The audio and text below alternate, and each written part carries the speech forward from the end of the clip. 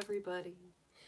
No one in the chat yet, so good. Because I am still waking up, y'all. But happy Fire Dragon Friday to all of you out there who will be joining this chat or watching it later. This is the live stream I do every Friday around about 12ish. And we get going with love and romance readings for all the 12 signs to give you a sneak peek at your week ahead when it comes to relationships and love. We will be looking over the astrology for the week and for right now for this day. Hey there, Amber, good to see you. And I will be doing little tarot readings for all the signs. So hello there, Breezy. Hello, Jacqueline. Good to see you. I am still waking up. I've still got my tea here. I am doing my Capricorn tea here, guys. I do feel a little discombobulated today. I swear. Guys, I'm a Capricorn. I work like 3 jobs. So if you ever tune in and you're like, is she alright? I'm like, promise you I'm alright. I'm just not all there all the time. Alright. So guys, this has been, I think overall a good week. It's been an intense week. We've definitely been seeing and feeling our share of that. I think we have some really great opportunities when it comes to love and when it comes to our relationships, especially in the realm of communication. Lot of big, deep discussions, conversations coming up to the surface in all of our relationships. And that's not just love, right? That's not just about love. It's also very much about all relationships, because Venus, she's not just about romantic love. She's about platonic love, familial love, all of those other things, right? And so when that's on the docket, when that's in play, you're going to be playing with a lot of deep emotions. She's in a positive connection to Mercury this week. Mercury is in Scorpio. And so to me, that brings, Mercury's our communication planet. So that brings us into a place where all of our communication is heavy, it's deep, it's intense, it's profound. People are looking to communicate on a deep level, not on a surface level. And so this can be a very, very hard time for people who are usually used to communicating on that more surface level, who only like to skim the surface, who don't like to go super deep. People who use humor or whatever it is to deflect from those deeper situations. You know those folks. You know them. As soon as the conversation hits a little closer to the nerve, it's like, oh, let's just distract myself from that, right? It's time to change that. It's time to go deep. It's time to go deep, guys. So everyone, this is going to be for this week of October, starting this October week. Hello there, Colin. Yeah, me too. I just woke up. I haven't been awake that long. I'm having my Capricorn tea here. And the weather has been shifting around a lot this week too. It's a definite more cloudy, overcast day. Yes, thank you so much for the super chat. I do appreciate that. I appreciate everybody who comes in and contributes their time and resources, whatever it is that you contribute. It's always very appreciated, guys. I know not everybody is in a position to financially donate. I'm definitely getting in those situations. I can't give money to everything I want to give to, but just you being here, just you contributing to the chat, just getting to know folks and all of that. I mean, it all makes up the whole. It does. So thank you for anything that you do, whatever it is. Oh, I appreciate that, Colin. Yeah, I know. I'm the same. There's things that I wish I could give more money to that I support as well, but we do the best we can. That's all we can do, and that's definitely enough. That's more than enough. Thank you. Yeah, I wish it would just go ahead and rain. It's supposed to here. It's supposed to here soon. But it's very humid. It's really humid here.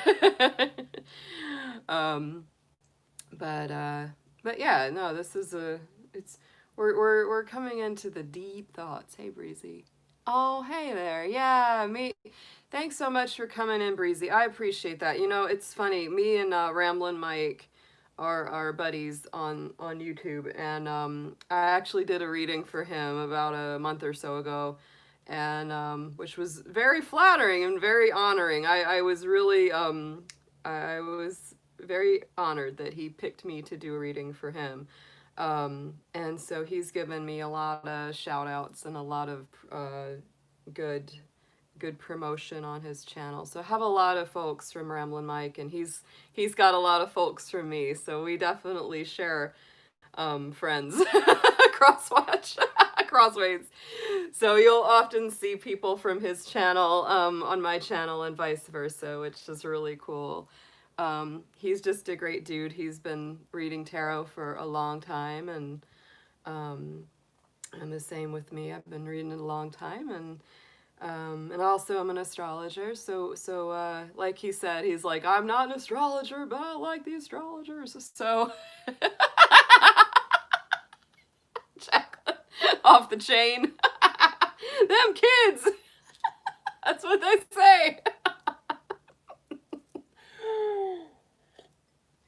But yeah, I also have a lot of folks from Black Rose. If people knew or followed her, I love her and I miss her.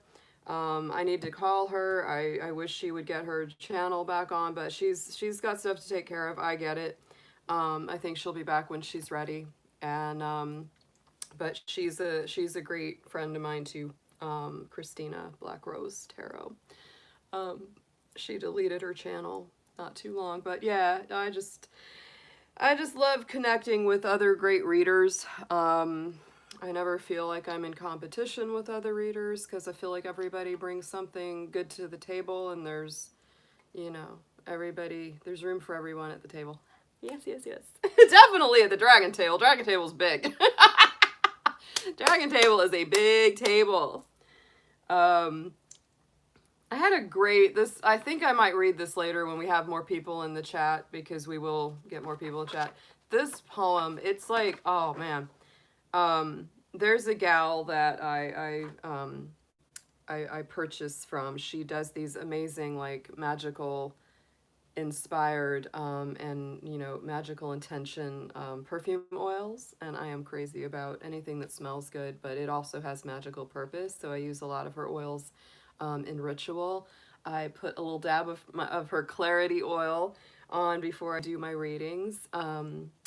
So yeah, there's definitely, I love her stuff, and but she has a little YouTube channel herself. I really want to reach out to her and, you know, cross promote on her channel, because I really like her stuff a lot. She needs more business. Nui Cobalt is her name. Nui Cobalt, Cobalt, and that's her name of her company. And so, but she read this poem on, it's like, well, it's not really like a poem, it doesn't rhyme.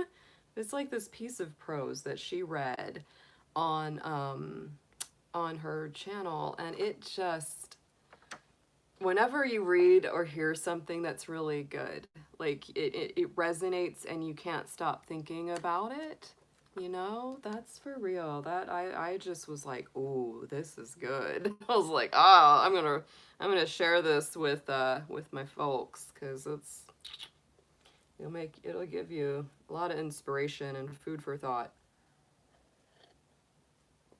Also, I will be giving away later at the end of the stream, close to the end. I will be doing the drawing for the garnet bracelet, and I will be. I've got lots of names in this little fishbowl, but I will go through them and make sure everybody's in there that wants to be in there. So that will be happening later today too. All right, my dragons. My little dragony friends, and we did include this new Mr. Dragon onto our channel last week. So we have Mr. Dragon, Mr. Rhubarb Dragon, and we have now Draco, aka Sexy Rexy. That's his nickname. Her nickname. And she is very feisty. Yeah, we've got our little dragon friends in the house today. They're hanging out. They show up. They show up. They always do. Yeah, Sexy Rexy. That's her nickname. That's what the kids are calling her, you know.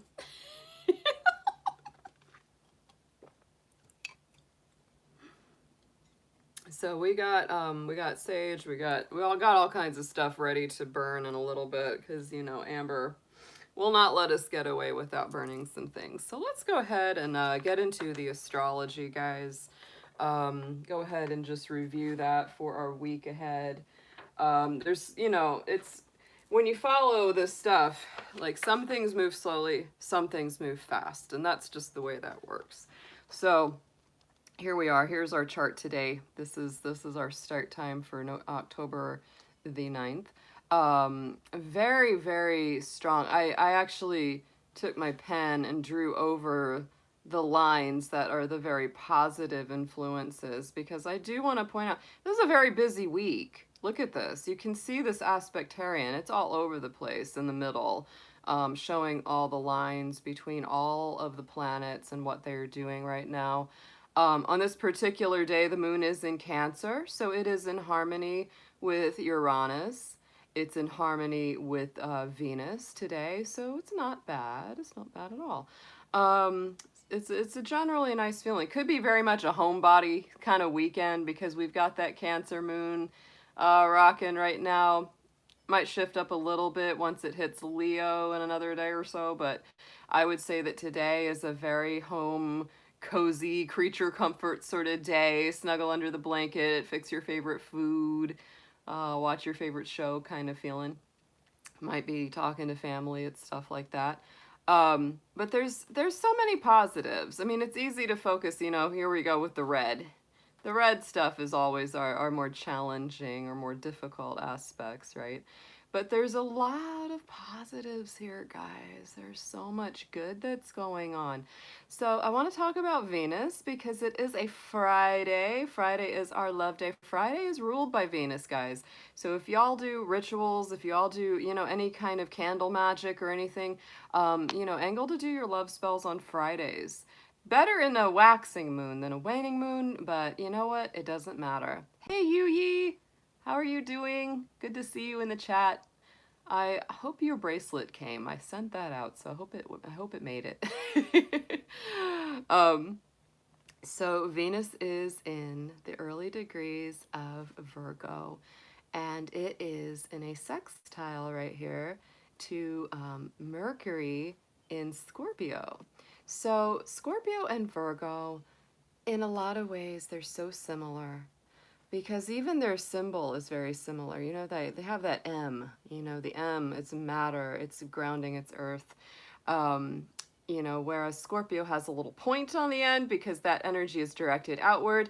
Virgo, it goes within because Virgo directs that intensity inward. So when Venus and Mercury are in a good alignment and they're getting along together like they are right now, we have a lot of good opportunities because sextile aspects, this little guy, this little green line with the little green star in between it, that's a sextile. It's not as free-flowing as a trine. A trine is the most easy, right? But a sextile is not bad. A sextile is actually very, very good. It opens up a lot of doors of opportunity that you have the choice to go through or not. And so I would say that this is a beautiful time of deep healing conversations, deep healing stuff like that. I absolutely am a big fan of that. And I tell you, like I said, this is going to be a time where it's really time to have the deep conversations. The psychological healing, the profound kind of energy. It's not about skirting the surface. And it's like, don't be afraid of the dark, right? It's Scorpio is the deeps, it's the depths, it's the dark, mysterious parts of our soul and our heart. And so the more that you reveal that, the more that you honestly say, here's what I want, here's what I need, this is what I desire, right? Scorpio is all about what I desire. So you got to say, what is it you truly want? What is it that you really desire? What are you passionate about? What is it that you really need? And to be able to express that, it's very healing, because Virgo over here is all about our routines. It's about our health, our habits, how well we take care of ourselves. And when it's connected to Scorpio, these are both very healing, because Scorpio is about healing the emotions, the psyche, the depths of the spirit. And then, you know, Virgo is about healing the physical body, right? Healing the routines, healing that external, and getting that well-being, eating right, having a good exercise program, drinking enough water, getting to sleep enough, right? It's all of those things. So those things are very much in tune. Another really nice part of it, here's all of our Capricorn stuff. We did have a planet party, guys. Pluto went direct. If you haven't watched that live stream, definitely check it out. It was very fun, very energized. So now all three of our planets that are in Capricorn are moving direct. Jupiter, Pluto, and Saturn. Woo woo! In Capricorn, moving forward, finally, after about 5 months, right? Long summer of those guys all being in retrograde. So they're set to, hey there, Lindsay, good to see you. So these guys are all in a trine to, you know, getting ready to trine Venus in Virgo, because these are all Earth planets, right? These are great. Yeah, for anybody that didn't see my Pluto direct live stream, it's up. So it's got timestamps and everything, so you can go watch your particular reading. They were really good. They were really nice. I enjoyed it. So this is all getting ready to be in a trine to Venus. So wow, I mean, to me, this again, it's like for those of us, and I think there's a lot of us that can attest, where relationships have been challenged, difficult, you know, all kinds of ups and downs. This is changing that motion forward.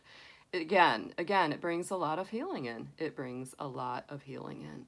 And so, you know, it's also, all of this Capricorn is in a very positive sextile alignment to Neptune right here. That's a very, very nice thing, because to me, this is about manifesting your dreams. This is about manifesting, you know, those goals. It's like, because Neptune is the dreams, right? The imagination, the spiritual, the ephemeral. Saturn is very much about the tangible and the manifest. And so anytime Saturn and Neptune are in a good alignment to each other, to me, it just really says, you know, you have the opportunity to make your dreams real, but you have to take the jump, right? You have to make the effort to make it happen. And of course, as always, Mars, dun dun dun, yeah, look at those red squares. Mars is definitely in that blockage energy, right?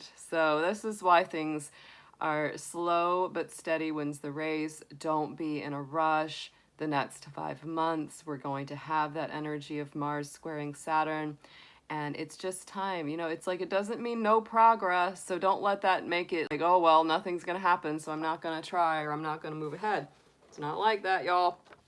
It's not like that. It doesn't mean that at all.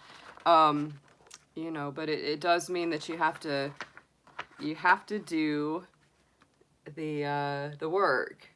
What am I thinking? It's kind of like you gotta do all the boring steps, right? You gotta fill out the paperwork and make sure all the T's are crossed and the I's are dotted, and that's what that's like. It makes you have to do the work, right? If you do the work and you take it one day at a time, that's the thing. And I've I've told people this week. When they really get, yeah, exactly, Lindsay. I mean, that's the thing, right? We're just like, oh, you know, is that if you focus on the frustration, right? If you focus on that frustration and that blocked feeling, you'll just get more of that blocked feeling. But if you just say, okay, fine, it's like the Eight of Pentacles from the Tarot. It's that guy just working at something one day at a time. Sometimes that's very monotonous. Sometimes that feels very boring. But when you do that work each day, and instead of focusing on, God, it's going to take forever for me to get all this done, just do it. Just do what you can every day, one step at a time, and focus on that. Focus on that action. instead of worrying so much about the future outcome, because if you worry about the future outcome, it never gets there, right? The watch pot never boils, right? And so it is. I mean, and this, I know this is very Capricorn of me. Sorry guys, I am super goat. Yes, I do. I need a goat cape. I am such a freaking Capricorn. But this is the way we look at it. It's like, if you just take it one day at a time and you do the work and you don't let that get you down. That's hard. I know it's hard. It's even hard for the Capricorn. Yeah, I am a Cap. I'm such a goat. But you know, that's one thing that this goat can tell you. This goat can tell you is just that's how to succeed in getting something done and not letting the lengthiness of it stress you out. It's almost really it's kind of almost a staying in the moment exercise. And that's the way I'm kind of looking at this, you know, as we go forward the next 5 to 6 months with this Saturn Mars square, because it really is all about us wanting to go forward, really feeling that need to finally get momentum up and you know, rushing ahead and not really being able to go as fast as we want, because we're going to hit that brick wall of Saturn. It's like, no, hold on. No, hold on. And we're like, but we want to go. So it's really a little bit of hurry up and wait, but mostly it's like staying in the moment is so important. So important. And I'm preaching to myself, because it's like, we all fall out of that, right? We all get like, oh, when is it going to happen? So it's just a time when we've really got to, you know, stay in the moment, stay in the present, take care of the tasks at hand instead of jumping ahead, because I really feel that this next 5-month period, 5 to 6 months, is very important. There's going to be big lessons along the way that if we rush past them, we won't get the fullness of the lesson. We won't get the fullness of what we're needing to learn. And we'll miss something very important. So it's good to stay in the moment. It's good to stay very focused on the task at hand, not letting yourself worry too much about how soon or when or all of that. But instead, each day, as something comes up in your trajectory, in your process to be worked on, something that you've got to do, just do it. Don't procrastinate. Don't be like, oh, I'll just put that off. Nope. Saturn wants you to work with them. You know, Saturn wants you to work with that energy. Be that little 8 of Pentacles guy, sitting there working away on those little pentacles and carving them out and painting them up. And it's going to take a little minute. But, you know, once he's got it all together, once he, you know, accomplishes that goal, he'll step back and be like, dang, I got it. I did it. And that's sort of what it is. It's sort of like just be very much one with your process. One with your process. It isn't for most of us. Capricorns can be patient, but we trust me, we complain about it. We complain about it the whole time. We complain about it, that's for sure. Just because we're patient doesn't mean we don't argue with it.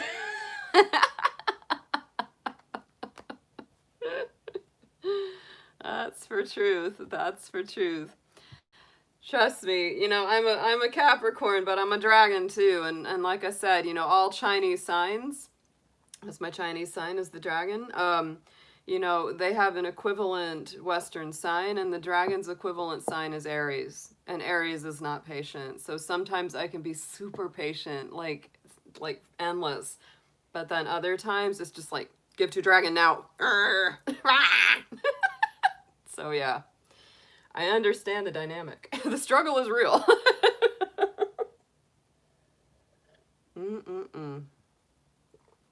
Yes, guys. All right, so let's go ahead. Let's go ahead. Let's get into this. Let's rock it. Yes, fiery dragon. Fiery dragon. And so, ooh, you know what? I'm gonna go ahead. Let's read this. Hey, Laura Z. Hello, Shanta. Oh, my honey. Yes. And who was it? Who else came in? That was Denise Benoit. Good to see you. Oh, she's a Taurus dragon. Very interesting. Oh, stubborn and fiery. My Jupiter's in Taurus. I know that feeling. I know that feeling, my darling. I do. I do. Oh my gosh. Yes. Yes, yes. I hope Amber's kid is okay. I'm sorry to hear he's not feeling good. I'm not feeling my best today. The last couple of days I've had a lot of drainage in my ears and my throat, and I just feel it. It's like, ugh. A Libra hog. Yeah. Oh, so you're Libra, but you know the pig is akin to Scorpio, so that's intense. I love my pig people. Oh, pigs are great. I love my piggy people. They are lucky. I actually on my attached to my wallet, I have two little pig charms because pigs are lucky. Pigs are good for prosperity and fortune. So yes. That's true, Lindsay. Yeah, when we have the shift in the I love it. Yeah, yeah, yeah. Water pig. And you know, I was talking to someone I did a reading for a week or so ago, and they were born in the year of the pig, and I was telling them how awesome that sign really is. The pig is actually the last branch of the Chinese cycle, and it is akin to Scorpio. Um, it is so it can have that real intensity just like Scorpio, but the pig tends to be just a pretty solid sign. They're very grounded, they're very loving, oh my gosh, very passionate people. They're kind of like, even if they seem kind of plain or not the most flashy, they're just like heart of gold. Like the pig people are like the heart of gold. I've known so many of them. And they also, because the pig is also called the boar, right? And to me, in a lot of different, you know, traditions, the boar is like the warrior energy. Definitely in the Celtic tradition, the boar is like, you don't mess with it. It's the fighter. It's very strong, like very protective of the family. And the sow, the female pig in Celtic tradition is, you know, almost like Shiva energy. You know, it's like creator destroyer. It's the great mother. I mean, there's like some intense stuff about the pig. I can go on and on about any animal of the zodiac or I love all my animal spirits. There's so much to it. It's like once you get into it, there's always more. There's always more depth, y'all. That's why, you know, I've been doing all this stuff for over 20 years. It never gets boring. It never gets boring because you're always going to discover more about yourself, more about what you've got going on. And it just makes up the whole. That's eventually, like, as we get into next year and we get closer to the beginning. Hey Tilly, good to see you. And so yeah, for me, like when we get into next year, I will start doing some videos about the Chinese lunar signs because that's something that I love. I've done classes about in the past about the Chinese new, you know, sign cycle.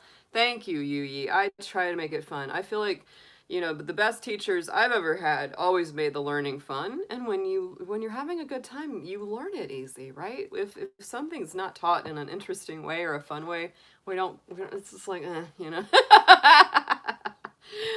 So yeah, but getting into next year, I'll definitely start doing some videos getting into the Chinese lunar signs, the Lunar New Year, because it's really super fun. It is. It's just the coolest. Like to know, it's like for me to be like, yeah, I'm a Capricorn, but I'm a Capricorn dragon, and it changes the dynamic and it makes your stuff even more personalized to you, which is so cool. It's like, oh yeah, yeah. So knowing that combo, one of my best friends, Natrina, she is a Libra born in the dog year, and the dog is akin to Libra. So she's like double the Libra. I'm like, dang, you got it. So like if you meet an Aries dragon, they're like dragon. Hey there, magician. Good to see you. Scorpio metal dog. Ooh, yeah. I love that. Ooh, I love that. Nice. That's like, don't mess with that because, you know, the dog is Libra and the dog is law and order. The dog is like, you know, the martial arts for real, like justice. The watchdog, right? Fidelity, loyalty, sign of the dog. It's so funny because see, the dragon and the dog are on the two different ends because dragon is like Aries and dog is like Libra, so we're in the opposition. And a lot of people in Chinese astrology say that the dog and the dragon just can't get along. I don't know about that. I think there's a lot to those polarities. Some of my very best friends are dogs, and I value them so much because dogs, I will tell you, they are loyal people. They stick to their word. They don't renege on that. Like if they tell you they're going to do something, they do it. They're there for you. So I love my dog family. I really do. I knew a Scorpio lady once. Oh my God, we met in a martial arts class. We were both in my Aikido class, and she was a Scorpio born in the year of the dog, and she was just this tiny little woman, but she was so fierce in that class. And she was like, Ariel, it's because I'm a bitch. I'm like, she's like, that's why I'm tough. I'm a Scorpio bitch. Because she was the year of the dog. I was just like, she cracked me up all the time. Oh, so good. So good. So I'm going to read this to you guys. I'll go ahead and read it because I just love this. Hey, Allie, good to see you. Good to see you. Happy Friday. This one really resonated with me. I've got to say, like I said, the gal that I heard this from is a woman who runs a perfume oil company called Nui Cobalt, Nuicobalt.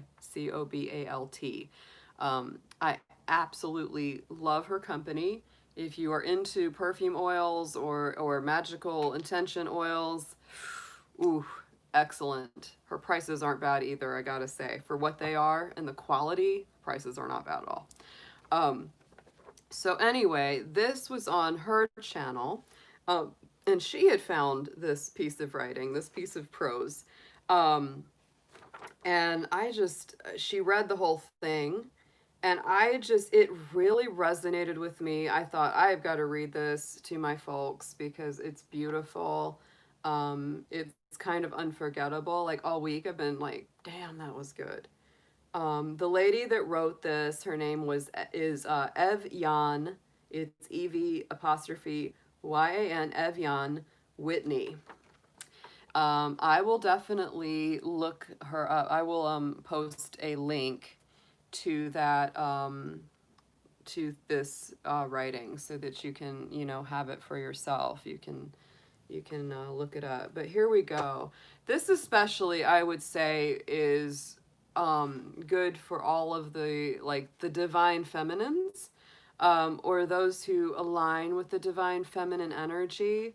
I definitely resonate with this because I was like, oh man, that's how I felt my whole life. That's how, a lot of people have felt a whole lot of their life. And the title of it is The Too Much Woman. Oh, so okay, here we go. The Too Much Woman. There she is, the too much woman, the one who loves too hard, feels too deeply, asks too often, desires too much. There she is, taking up too much space with her laughter, her curves, her honesty, her sexuality. Her presence is as tall as a tree, as wide as a mountain. Her energy occupies every corner of the room. Too much space she takes. There she is, causing a ruckus with her persistent wanting, too much wanting.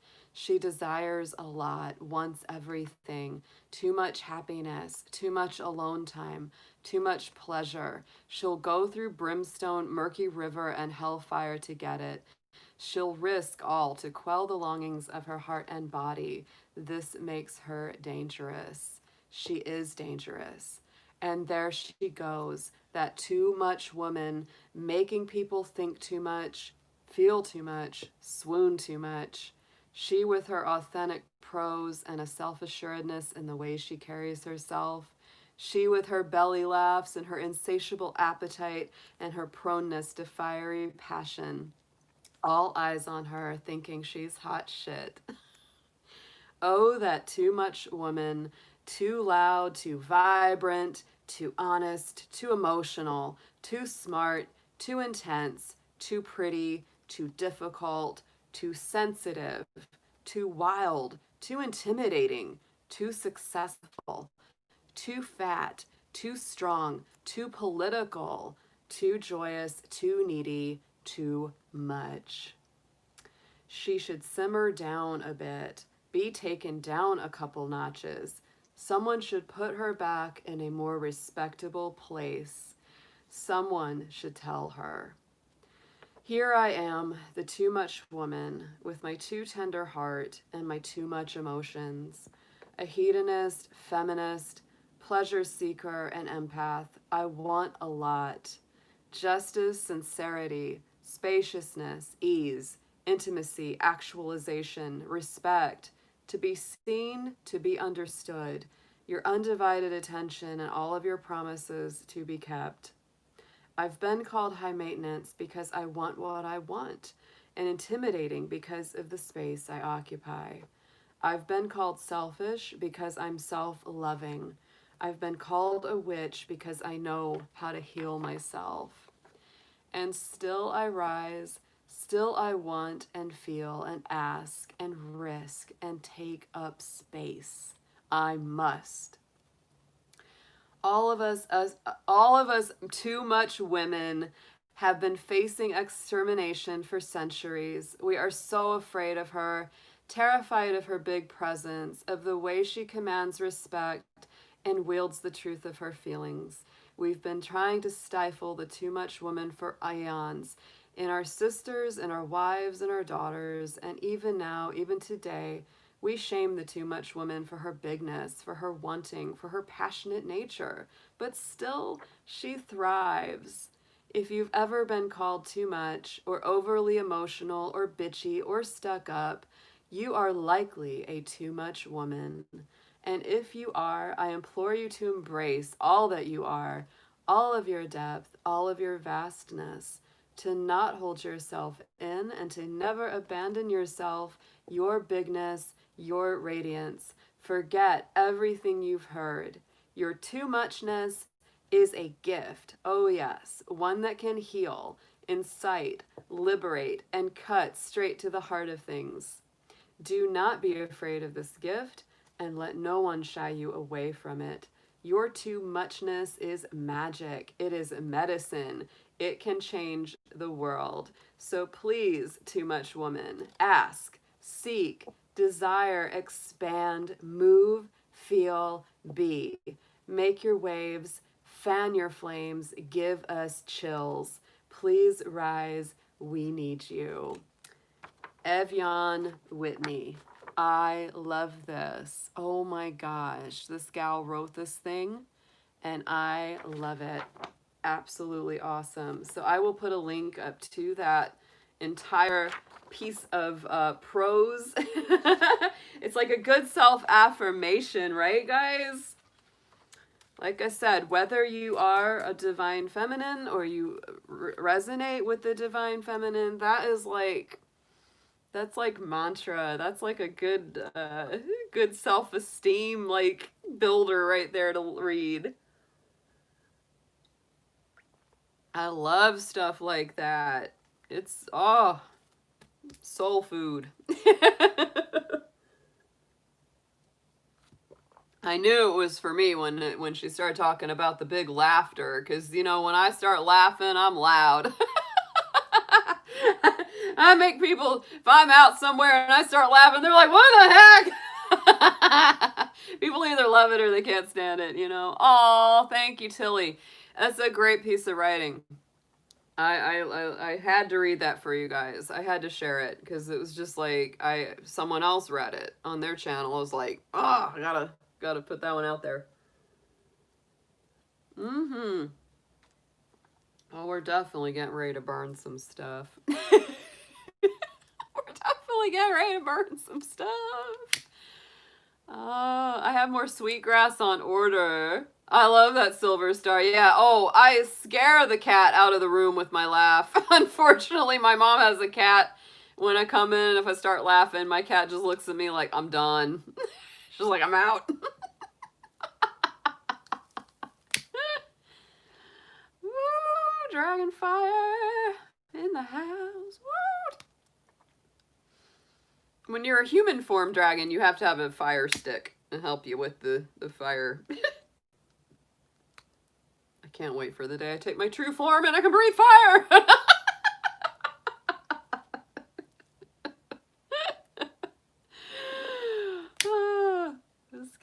Let's get some sage going on. Let's sage our cards. Sage our dragons here. We love, you know, they like to be cleansed too, you know. I always do this. I think it's important. Sometimes I even sage the cards when we're if we get a card we don't like. If we get a card we don't like, we sage them. We do that. All right, Mr. Dragon, I'm gonna put you over here. Let you sit with the crows. We got the crows today in the house. We'll sit with y'all. Y'all chill out. And now we're gonna do some. Let's see. We got our tuning forks to get us in the vibe. I got Venus, I got the Sun, and I've got the heart chakra fork. So we're gonna start with those three to just get us nice and tuned up. Taking out the cards we don't like. Yeah. That's Amber. She's gonna have her abridged deck where she takes out the Three of Swords and the Seven of Swords and all those difficult cards.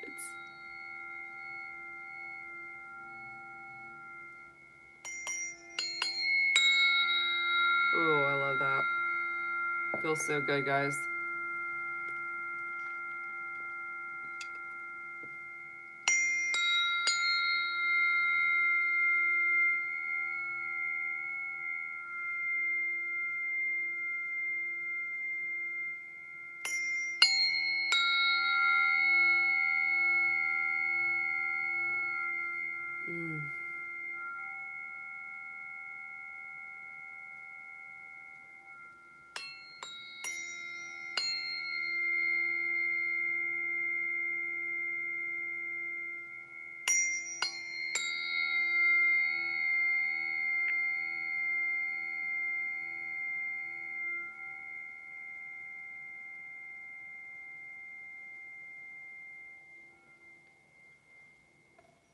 Alright, y'all. Boy, that felt good. I think I need to take just like a couple hours later today and just sit with my tuning forks. For real. Whew. Just listen to the sound. It's so relaxing. It's so helpful. It really does. Gets everything feeling better. Gets everything feeling better.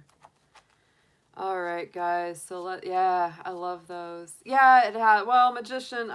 Like I said, I basically have 3 jobs. I do the readings that I get, you know, and I do the videos for the channel, and I also have an eBay store that keeps me really busy. I actually, at the behest of Jacqueline and Amber, I put the link to my eBay store on my About Me part of my YouTube page, so if anybody wants to go over there and buy something, that's up to you.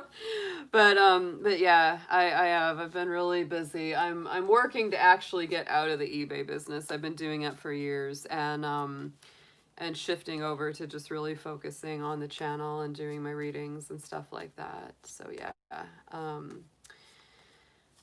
because I've been doing that a long time, and it's good, but it's, you know, it splits my energy, and I really don't want to do that forever. So that's the way it works. All right, hon. So let's go ahead and see. We're gonna do a little prayer here. Dear angels, dear archangels, Archangel Michael, Archangel Raphael, for heart healing and protection. Archangel Gabriel, for good communication and clarity of thought. Archangel Shamuel, for relationship healing and cultivation. And also calling in everybody's guides, personal guardians, ancestors, past on loved ones and spirits, those that are very closely around them. Calling in my dad, my spirit of my dad, and my ancestors and grandparents, great-grandparents, all those folks that are in the 5D, to give us clear messages and protection for all the people who will be watching these readings. Please bring through clear, accurate messages for their highest good. Please protect their energy as well as mine throughout all of these sessions. And let's have some fun. Let's have some fun, guys. Let's get some peeks about love and romance for everyone this week. Love relationships, whatever their situation, whether they're single, coupled, or separated, whatever they're going through, let these resonate for their particular situation. Give them some good advice to go from.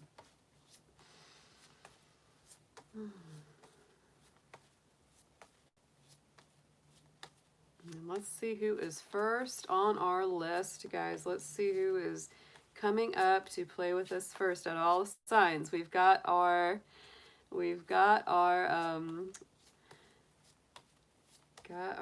zodiac cards ready to go.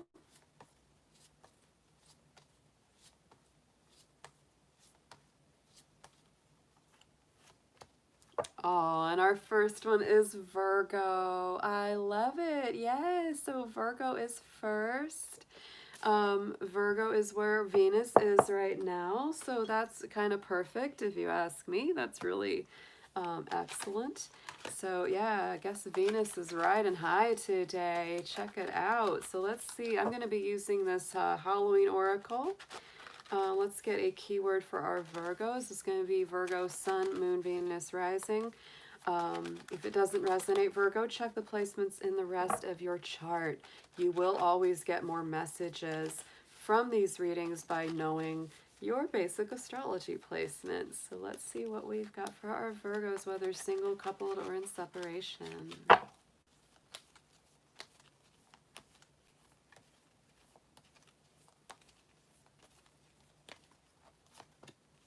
Ooh, look at this. Trick or treat. Mischief and play is your keyword for the week. So it's about having some fun. It's about interjecting a little bit of flirtiness, a little bit of mischievous, playful energy into the mix, Virgo. If you've been getting a little too heavy, a little too down, sometimes it's really fun to have a little bit more playfulness, a little bit more lightheartedness. You might also want to treat yourself, treat someone else that you care about, and also because this has that connotation of putting on the costume, seeing things from someone else's perspective, that might actually help you a lot this week, is to kind of like see things from the other person's point of view. I could definitely see that being an important part of this week. So let's get some tarot on this for you, Virgo. I am using our Halloween tarot, which I absolutely love. This deck is hilarious and cute. So let's see what we have, please, for our Virgos out there.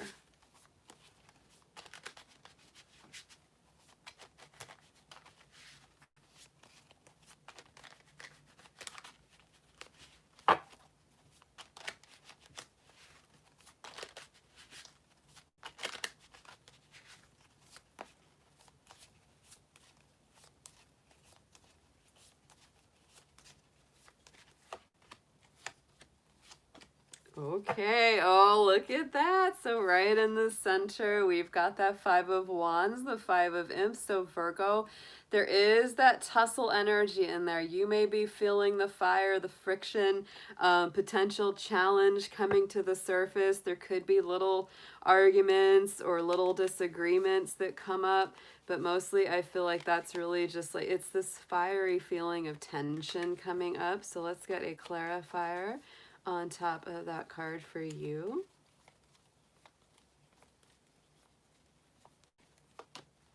Aha, King of Cups. So this could be involving a Pisces, Cancer, or Scorpio in your life, or maybe you have a lot of water in there, but you may be feeling some emotional friction coming to the surface. Interesting, because, you know, Mercury in Scorpio is positively aspecting Venus in Virgo this week. So it's like anything that comes up from the depths to be discussed, don't be upset. Don't let it get to you. It's important. It needs to come out. Try to keep your head, because the King of Cups is very emotionally solid, sound, grounded, makes good decisions from their intuition and their emotion. Things might be more emotional for you, Virgo, than you usually like, because Virgo, you are an earth sign. And so you do come from that place of, you know, really wanting things to be logical, practical, grounded. And so when things are kind of emotional or you know, a little more dramatic, which that could be with that Five of Wands, is a little more dramatic. You might just be like, oh, I don't like this. But don't be afraid of it. Don't be afraid to be emotional, Virgo. Don't be afraid to let your deeper feelings out. That's very important for you this week. You're coming from the place of the Page of Pentacles, Page of Pumpkins. So you are coming from a place where, you know, you do want to invest your time. You do want to be serious. You do want to think deeply about things. This is your own energy, that own earth energy. So Virgo, you're really coming from a place where, you know, you want to know if the person in your life is worth your investment, worth your time, worth taking that little bit of a risk on, right? Because that's a person that kind of, you know, they've got time, they got energy to you know, invest, and they're just like, should I do it? Is this adventure worth going on? And that Eight of Cups. Ooh, so Virgo, you might be really considering, you're coming from a place where you're considering just taking your pentacle and going home. You're coming from a place where it's like, if you're not going to rise up and you're not going to meet me halfway and you're not going to fulfill the needs that I have, then I might just move on. And you might even be telling them that, you know, and that may be where this conflict is coming from, a little bit, because, you know, if you're saying, look, I want someone to really invest my time and my energy in, and I want it to be a wise investment. And if I don't feel that it's a wise investment, I might just be taking off, right? You know, because that Eight of Cups is about moving forward. And look at what we have as the outcome this week is the Eight of Pentacles. I was talking about this card. Oh my goodness. Virgo, you heard me. Eight of Pentacles.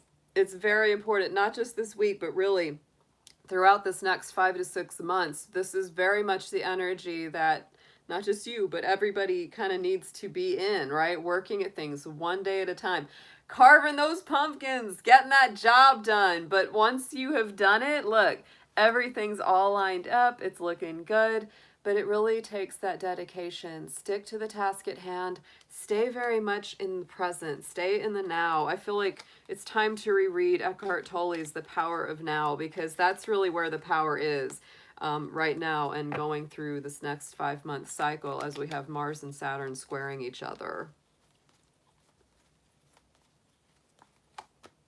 Yeah, I mean, this is it. And it could feel like part of it is wrapping up a burdensome cycle, right? It's like, because you know that there's things that you've got to do to really get everything cleared up, to get everything, you know, worked out. It's really very important. So it's like, this is the work you're doing. And it's like, it's for a very high, you know, higher vibration, higher purpose, which is really putting a lot of old stuff to rest, Virgo.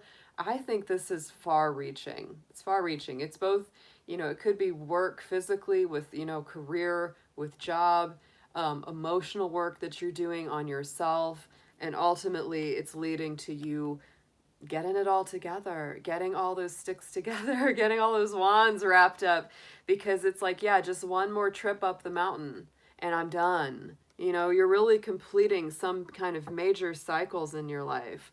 Look at that Hermit card on the bottom of the Halloween deck for you. That's your own energy, Virgo. That's the Virgo card in the major arcana. So very much about following your own star, following your own path.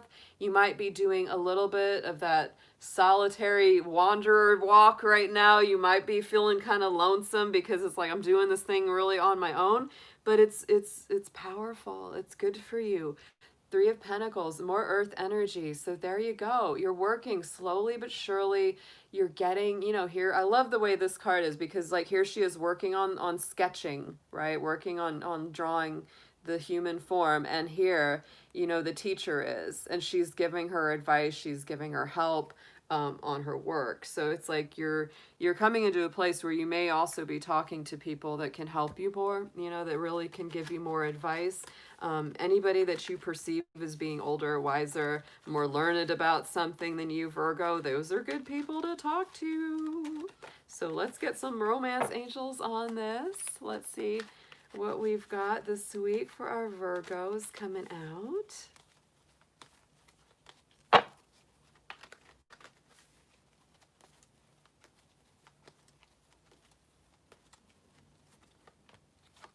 Yeah. Oh, I see it. Release the ex. So Virgo, for any of you that need to release somebody from the past, and you might be saying, yeah, I already got away from them. But if you're still hurting over it, Virgo, if you're still, you know, maybe you've got a few of their items or their belongings that are still stuck in your house somewhere, it's time to just completely cleanse that out. Just let it all go. Energetically shift it up. Heart-to-heart conversations. Look at this. Venus and Mercury are in alignment this week and next. They're in Scorpio, so it's very deep conversations. Yeah, honestly discuss your feelings. Be very open. Be very profound about that. Very deep and insightful. It's all about healing through good communication. There's the wedding card. So to me, it's this can be that soulmate card. It can be about that higher commitment. Even if it's not actual marriage, it's like there's, you know, there's that feeling like, are we going to take this to the next level ever? Because Virgo, you're not playing around. And if you feel like somebody's playing around with you, you're not there for it. That's totally what it is. So let's see what we have got from the Making Magic deck. Let's get a little affirmation on this for your week ahead.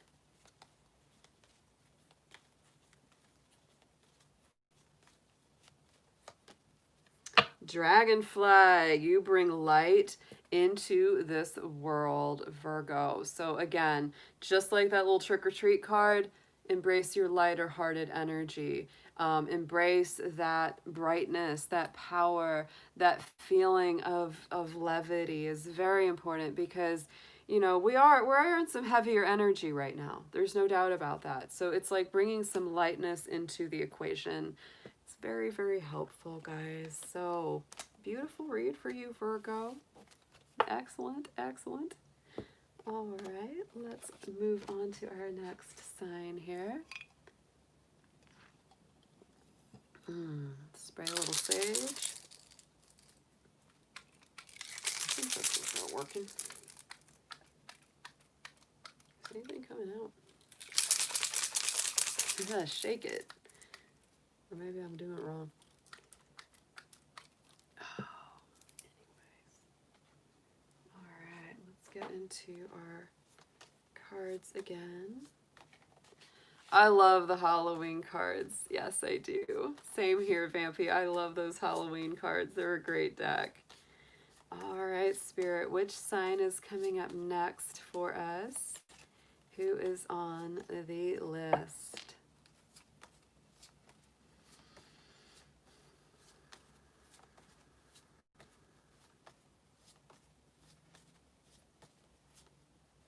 Aquarius. Ooh, yeah. So Aquarius, you are in the house. Time to talk about what's going on with my Aquarians. All right. So, well, Aquarius, let's see. Gosh, you know, you guys are really going to start getting highlighted, especially at the end of the year when so many of our planets go into Aquarius.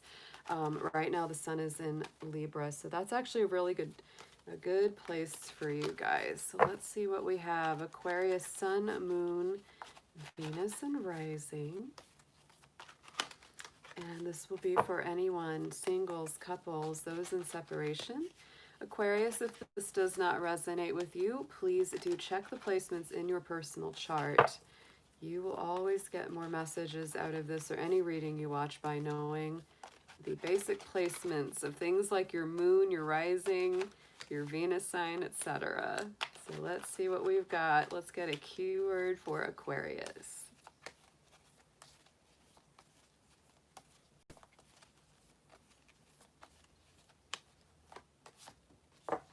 Ooh, yes. there she or he is, the vampire energy, which is emotional intelligence. And Aquarius, you are a sign of the mind. You are a sign of the intellect. So to me, this is all about using your intellect, using your mind, in a emotionally enlightened way, right? It's sort of like, be smart about your feelings. Be smart about the way that you express your emotions. If somebody's giving you information that you don't like, or something that just doesn't resonate with you, be smart about it. Don't let it hit you hard. Don't let it make you feel angry or sad or frustrated. So, you know, things like that all come up. Oh, thank you, Colin. I appreciate that. Thanks for coming back in with that. Very sweet of you. So let's get some tarot on this for our Aquarius folks. See what your week ahead starting on October 9th is for them, Spirit, please. What we have for Aquarius.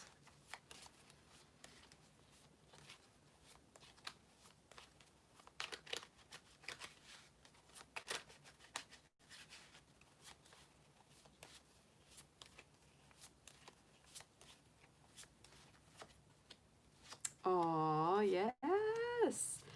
Ooh, beautiful cards coming out here for Aquarius. So the Sun card is right at the center, guys.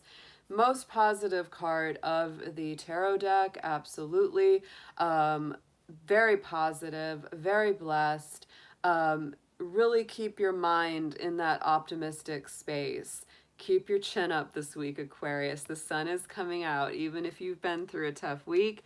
In the last week, even if things have been challenging, the sun is very, very beneficial and very positive. It really does shine its light on you. So let's get into a clarifier for that.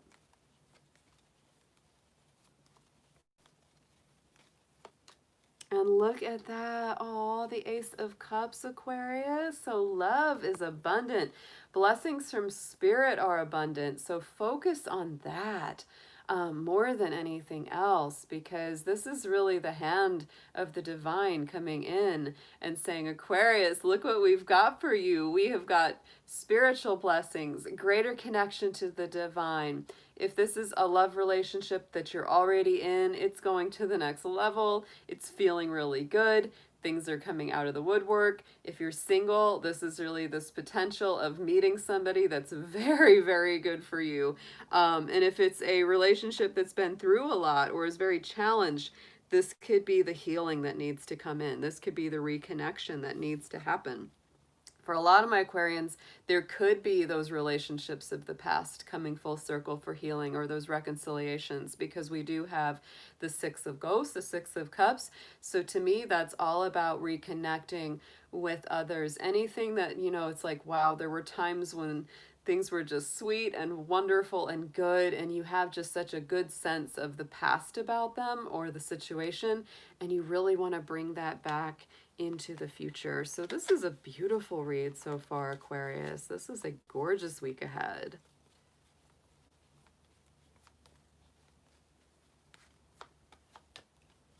Yes, and look what's being overcome is this Nine of Swords, guys. To me, this combination as well could be healing a lot of inner child stuff, because that Six of Cups, many times it can deal with those soul origins, family origins, and roots. Nine of Swords is those fears, anxieties, doubts, sleepless nights. Sorry about that. Had to sneeze. But that's definitely a thing all coming through. So this may be doing some inner child work, some family healing, could be coming up to the surface as well. Something that's really gotten you, something that's really been difficult for you guys, right? It's really, really intense. It's really intense. But there is some healing. There is some things that need to be let go of, things that really get to you, you know, really worry you and frustrate you, etc. Going into the future, check this out. The Chariot card is coming up into the immediate future of this week. Cancer energy, beautiful going forward, continuing the journey, not letting things put you off, learning how to balance those deeper, intense emotions here, Aquarius. Wow. Super positive. Is super positive. Because the way that I feel about this, right? Because the Chariot card does deal with things like family, soul's origins, it's Cancer. You know, it's like I feel like you're gonna get through this. You're gonna get through this in a big way this week. Spirit is on your side in a strong way with the Sun conjunct, next to the Ace of Cups. Very strong. So, the Chariot to me, yeah, it's all about balancing those deeper inner emotions and finally feeling like, oh, I get it, and now I can move forward from it, or at least, agree to disagree and move forward, right? But there's definitely that feeling of learning and letting it move you forward, getting closer to your goal, right? I like it.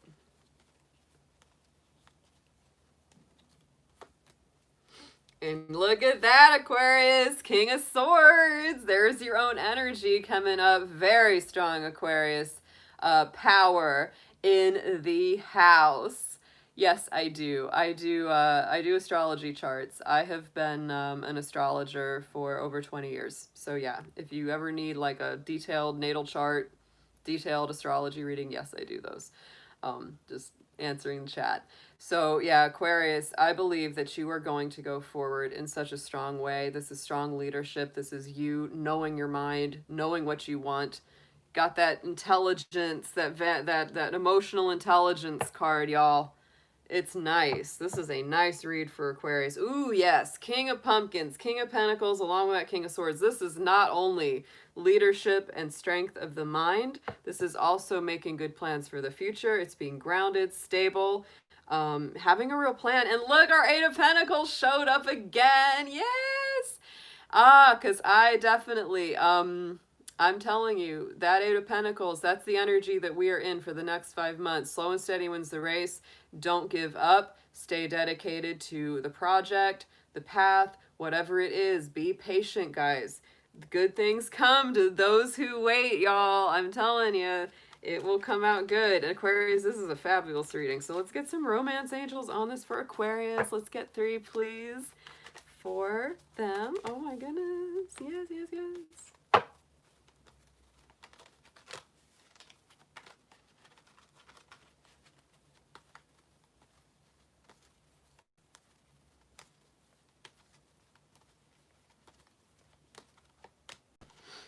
Oh my. Yeah, ooh, some similar vibes. We do have wedding energy coming up here, so there's definitely something about involving marriage, deeper commitment, taking things to a higher level in the relationship.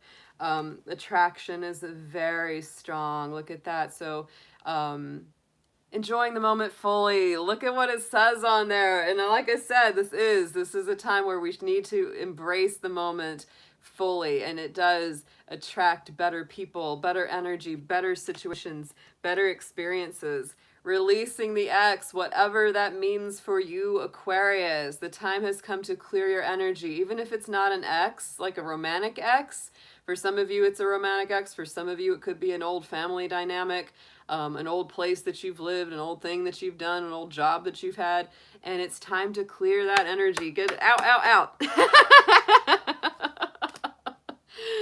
Don't drag that negativity into your new reality, Aquarius. Let's get a Making Magic card on this for an affirmation for you.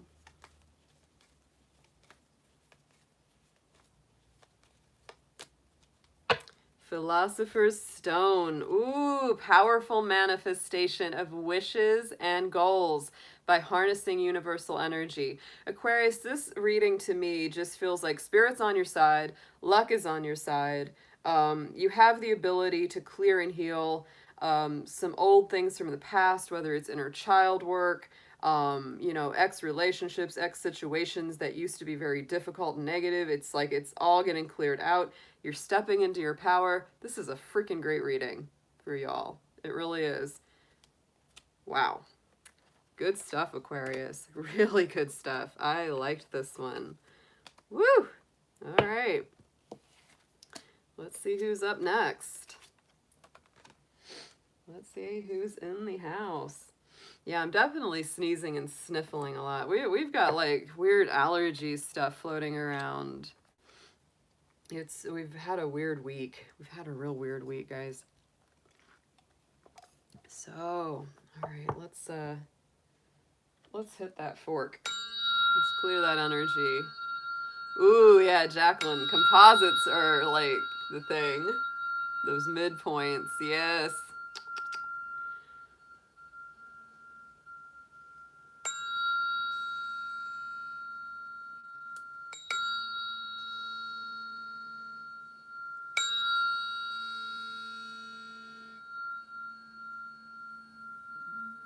Me too, Elizabeth. Me too. Ears, the whole like ear, nose, throat section. Yeah, totally. Totally. All right. Who is up, guys? Let's see who's in the house for us. Spirit, who do you want us to play with next? Which sign is coming up?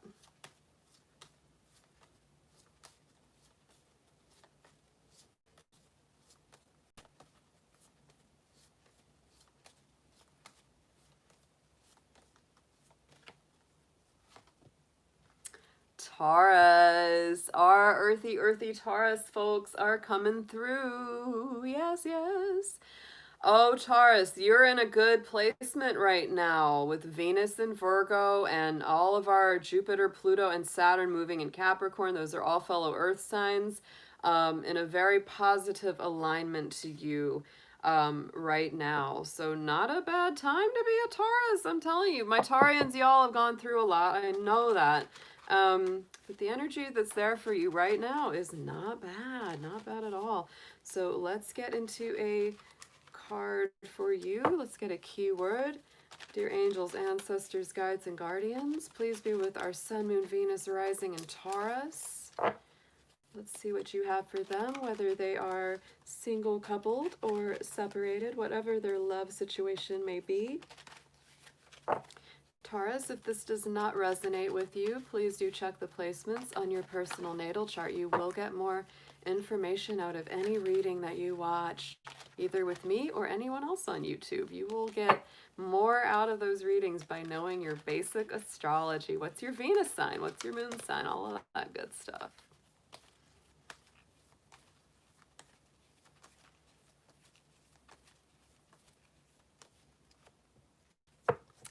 Barmbrack, sweetness and synergy. Barmbrack is a very delicious treat. It's almost like a bread. So that doesn't surprise me. Taurus does love their snacks. I have Jupiter in Taurus. I love my food. Yeah. So sweetness and synergy. So what this says to me is that this is like, Taurus, you may be baking something good. You may be baking something up good. It could be a literal thing coming out of your kitchen, but to me, this is more on that level of energy, because when we bake something, when we create something like that, we combine all the ingredients, right, into a synergistic mix that comes out feeling very delicious. Yes, Halloween fruit bread. It's like a Halloween fruit cake. It's probably like fruit cake, only better, right? I want to make some. That sounds really good. So this to me is like, it's, you know, I love cooking. I love baking. It's very peaceful. It's very meditative. It's very nurturing to yourself. So Taurus, this could be, ooh, yeah, I made a banana bread a week ago. So good. Oh, so good. So Taurus, this could definitely be a week where, you know, it's good to take care of yourself. You may want to be doing some baking or doing some cooking. But to me, it's like this, just on a metaphysical level, on a spiritual level, it's like, do things that nourish the soul, the spirit, the heart.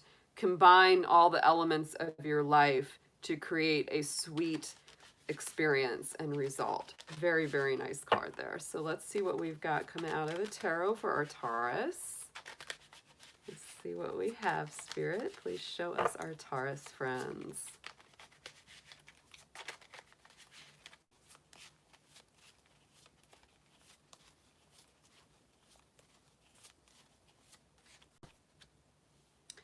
Ooh, you got that Five of Imps too. That Five of Wands coming up, Taurus. So You got that tussle card too. Virgo had this as well. This is a little bit fiery, a little bit feisty.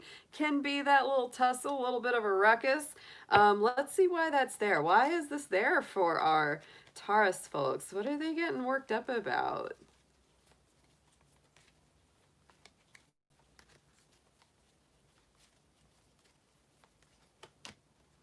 Look at that, the Chariot. So you're getting worked up about some forward movement, some spiritual learning, some emotional development. I like that actually. See, to me, the Five of Wands, I don't always see this as a negative card, really. I don't really see it as a negative because to me, it's like, it's that fire, right? Thank you, Magician. Thanks so much for that blessing, darling.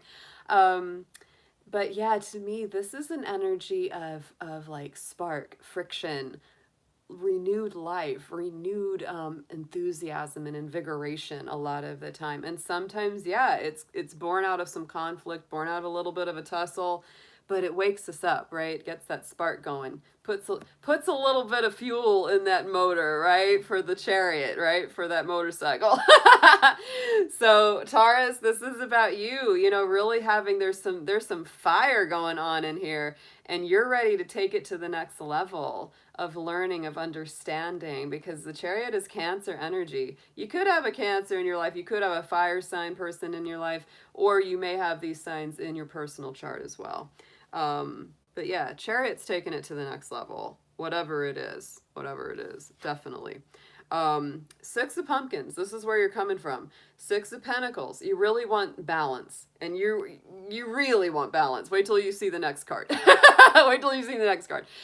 Because the Six of Pentacles, to me, this is like a little minor arcana justice card, right? You know, it's like you want that equal give and take, the reciprocity. If you feel like you've been putting all of the candy in that basket, you're like, well, what about me? And you know there's always that darn kid that's going to take all the dang candy. You know that, right? There's always going to be that kid that's like trying to get everything for nothing and leaving nothing for the other kid. So this is about that. This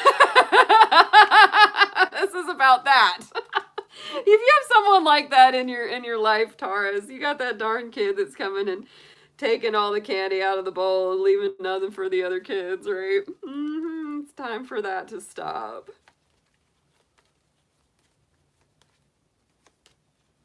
And we have the Judgment. So to me, there's a little bit of a reckoning going on there because that's Pluto energy. It's Scorpio energy. So if there's been someone or something in your life that has really not been observing just common courtesy, common respect, reciprocal energy, and has just been taking, they're going to be getting hit with some karma. They're going to be getting hit with some things coming full circle. It can be kind of intense, and you may be kind of aware of that. Like you're just going, oh no, this isn't going to go good, because they're gonna hear about this from spirit. And look at this. Justice card is the outcome this week. Libra energy. We are in Libra season here, Taurus. So to me, this is about finding balance, justice, equality, harmony, fairness, all of those things. Because if something's been unfair, whoo, it's being brought back into balance in a big, big way this week. And if somebody's not willing to play right with you, if somebody's not willing to live balanced with you and give as much as you're giving in you know, in a nice flow of energetic exchange, you're gonna get on that motorcycle, you're gonna get on that horse, and you're just like, I'm out here. You can sit by yourself.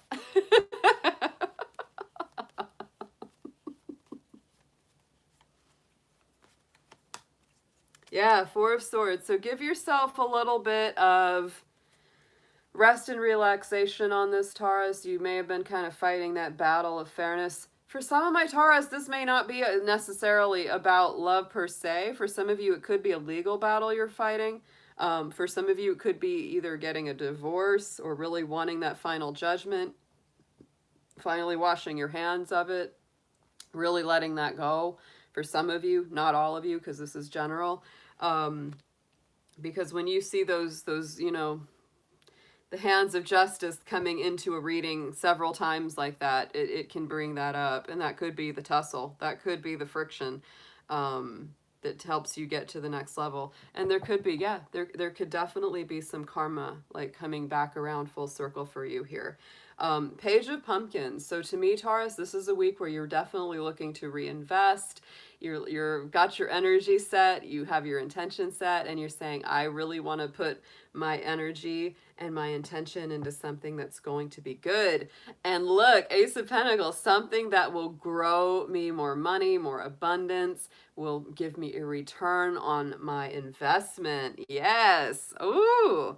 Let's get some romance angels on this for our Taurus folks here. Either way, guys, whether this is the intensity of dealing with an actual divorce or some kind of legal situation, or if this is simply just, you know, a dating situation where you're going, look, I love you, but we got to balance this out. We've got to communicate better. We've got to, you know, have a good shared responsibilities, like within the home, things like that. That could be it too. But you deserve a break today, Taurus, with that Four of Swords. You do, you do. You deserve a little break. You deserve some rest and relaxation. If they've been taking all the rest and relaxation, you ain't been getting any. You need some. It's time for that. All right. 3 romance angels on this spread for Taurus, please.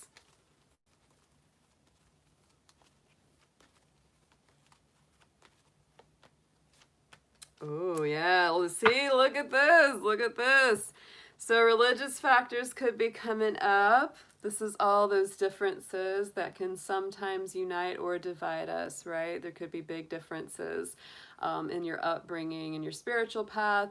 Could be age differences, cultural differences, etc. All those kind of things. You may be really seeking to balance those out. Freeing yourself does come up, guys. So it's time to take control of your life, right? It's time to value yourself stronger and more expansively. That's what I feel. Get that little unicorn out of that little pen, right? Jump over that little fence. That little fence can't keep a unicorn trapped up. No, no, no. And then we have worth waiting for with the divine timing at work in your love life. So guys, that's always a tough one, right? And we know that we're in a time of a lot of patience. Divine timing is being definitely at play in all of our lives. Love life, career life, all of our life. It's definitely at play. So give it time, guys. Give it time, because if you're dealing with someone that isn't for your best, this could be spirit saying, look, don't settle for less. Don't settle for less than you're worth. And the right thing will be worth waiting for. You know, the right thing will not waste your time. So let's get into a affirmation card for Taurus this week.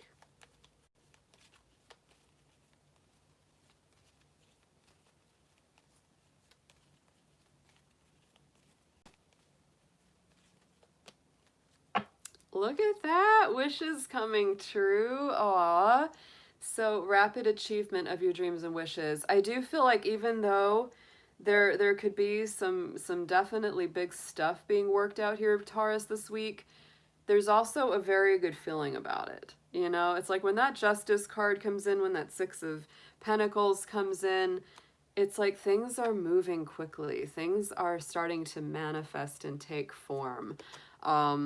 So it's sort of like there could be like this rapid release and like realignment going on this week for Taurus. That's what I feel a little bit for y'all.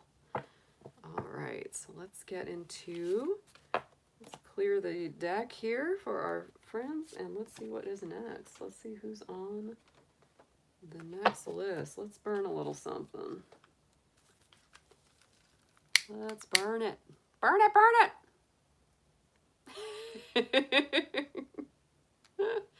Just clear that energy out a little bit, y'all. Feels so good. We will see. We will see. All right. Yeah. I hear you, Denise. I hear you. Loud and clear. I like it when things move along too. We like it. We like it. Yes. Very true. All right, dear angels, guardians, ancestors, who do we have next in the house to read for? Who is up next, y'all?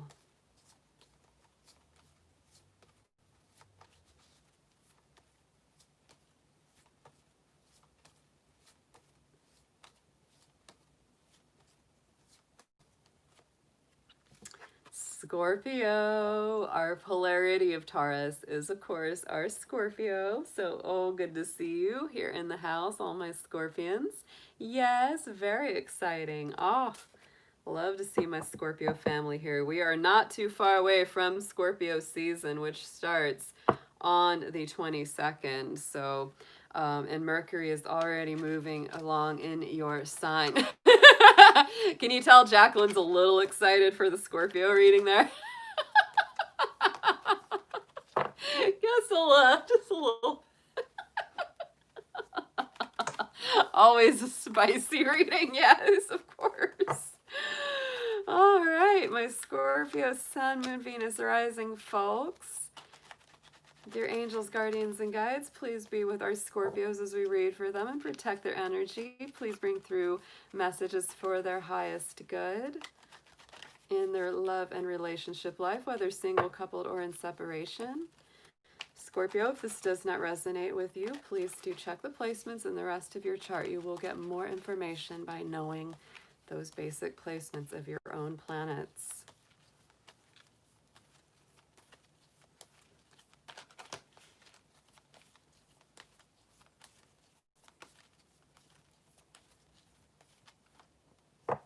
You got it too. Look at this. Same card, the Barmbrack. The same one that Taurus had. Ooh, so Taurus and Scorpio, you are sharing some energy this week. Sweetness and synergy. So Scorpio, you may be literally baking something up nice in your kitchen, or you may be putting together all the elements of your life into a beautiful combination that has a sweet, satisfying, nourishing result. Yeah, baking that pumpkin bread. It's time. Oh, sounds so good too. Sounds so good. I actually have a really good pumpkin muffin recipe. I've got all this stuff in my kitchen lined up right now. I have a feeling I'm going to be baking that later. These readings are making me hungry. All right, guys, let's get some Halloween tarot on this reading for our Scorpios. What do we have in the house this week for them, the week of October 9th? Let's see what is up.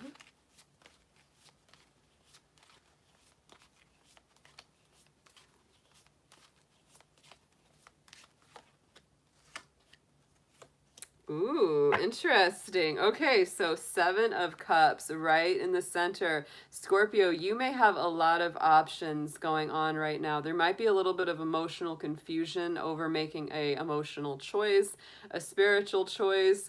There may, it's the same as 7 of Cups, so it's like, which one do I pick? They all look pretty good. It's really about doing a little bit of investigation, which Scorpio, you're not bad at. So go ahead and investigate your options because you may have quite a few of them coming your way this week.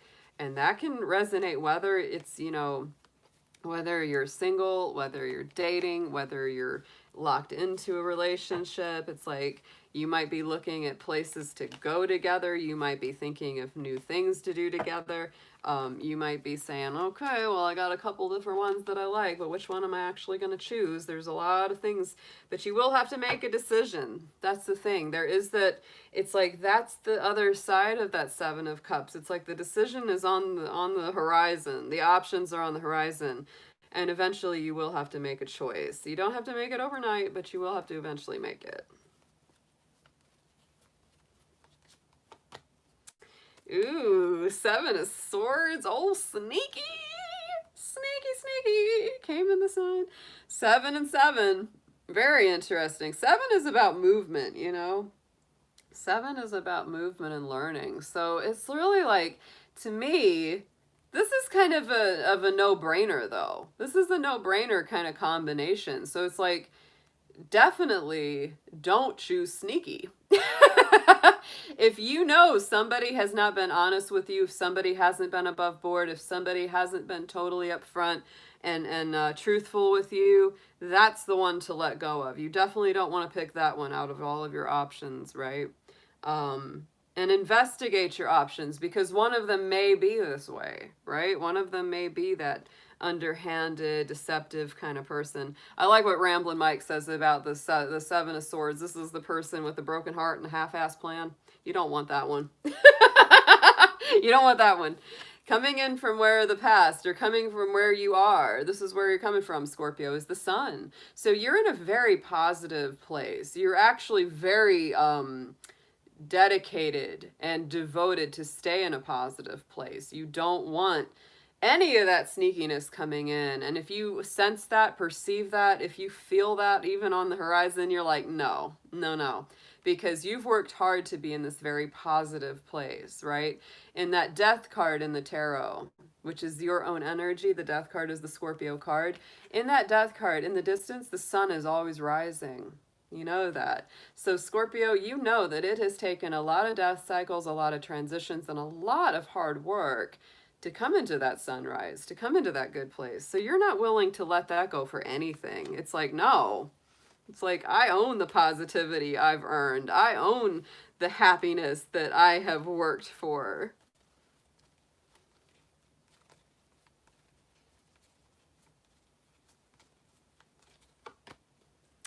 Two of Swords, a lot of decision-making energy here this week, Scorpio. Look at that, yeah. And I think, you know, for a lot of you, it really is about this choice between going back down into the deep depths and continuing to struggle and continuing to experience all of that intense, I don't want to say suffering, but you know what I'm talking about. It's that intense, deep process that doesn't always feel so good. Or it's time to choose the more positive side of life, right? It's like it really is. It's a very, very strong choice for you, Scorpio. Going into the immediate future this week, you might be caught up in your head about it a little bit, might be worrying over it a bit too much with that Eight of Swords, little Eight of Bats. And it's really time to unwrap yourself from that mental hamster wheel, guys. Don't get yourself worried up in your head about it. It's better to just let old Sneaky go than to worry about whether or not to deal with Sneaky, right? Just better to let Sneaky go. And I know that's hard, because if you love them, or if you feel for them, or you have sympathy for them, that's tough. It is tough. I'm not going to downplay it. I get it.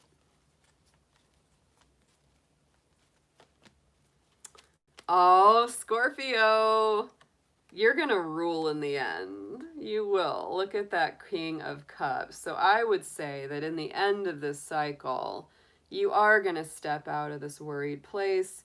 You are going to come to those better decisions. There's your own energy. There's that King of Cups, strong leader, strong emotional rulership, making good emotional decisions, feeling very much seated in your power.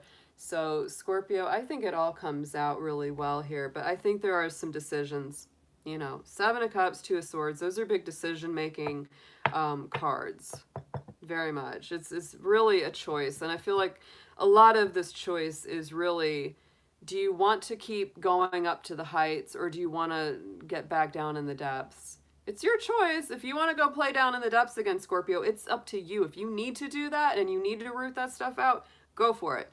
But I hope that you will choose the sun. I hope that you will choose that brighter, broader perspective. Yes. On the underside, we have the Three of Pentacles, Three of Pumpkins. So to me, this is all about building that spiritual sanctuary, refuge with a very stable foundation. Very stable foundation. Your spiritual life getting very strong. Ooh, and look at that World. Look at that World card, Scorpio, and you know you're in that card. There's your little scorpion energy right there in that corner. This can also deal with Aquarius, Taurus, Leo. It is a Saturn-ruled card. So this, to me, the World is about maturity. It's about learning a big lesson, things coming full circle. And and going to the next level. It's like one lesson is completed. Now it's time to go to the next level. And Pluto, your ruling planet, just moved direct this last week, Scorpio. So to me, it's this time of year, this next 7 months is very much more about you moving forward rather than having to go back, right? Unless you really feel the need to go back and clear some things and get closure and things like that, I would continue to go forward. Yeah. So let's get some romance angels on this reading. Let's get 3, please, for our Scorpios.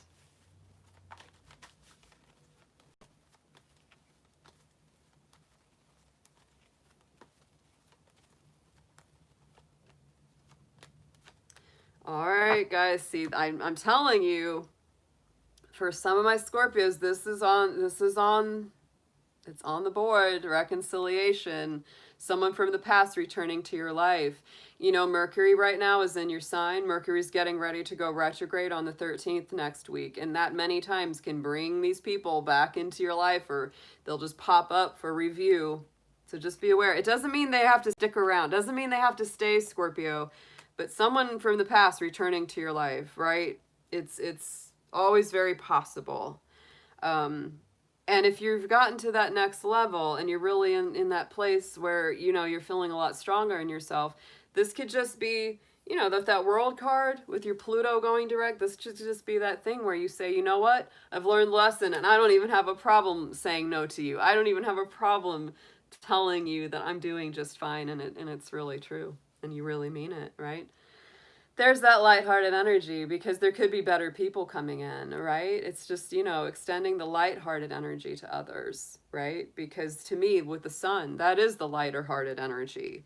That is the, you know, the ability to just be open again, not to sneaky, not to the things that have had you worried, right? But to the things that are good, to the things that are fun again, to lighten up the energy. Because Scorpio, you and me, I'm a Capricorn. We're similar. We're heavy energy. We're not light and fluffy, I know. This is reminding you to lighten up a little bit. Keep an open mind. Keep an open mind, Scorpio, because, you know, the people coming into your life, they may be different from what you expect. They may be different from your usual type. They may not be quite at what you expected. Yes, just letting you know. Let's get an affirmation card on this for our Scorpios, please.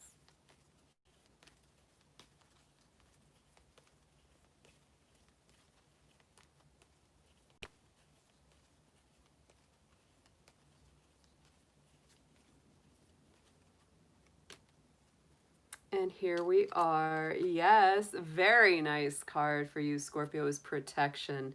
Strong protective magic for the family and the home. So yeah, this is nice because with all that 7 of Swords sneaking around, this is reminding you that you are protected by spirit. If you don't want them in your circle, if you don't want them in your life, they don't have to be. They're only going to be there if you let them in, Scorpio.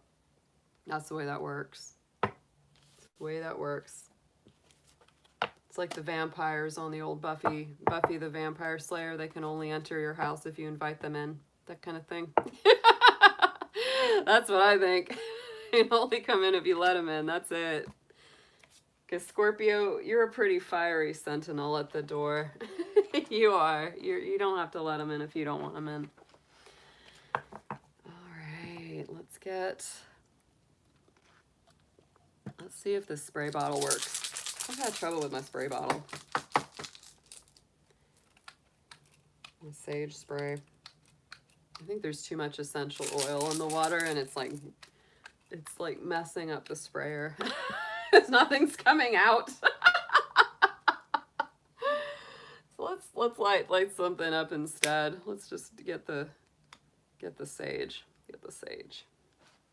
Let's do that. Dust bath. Smoke bath. All right, let's see who we've got coming in now. Let's get that selenite going. Yeah. All right. right. Dear Spirit, dear angels, ancestors, guides, who do we have coming up for us next? Who is our next sign to read for?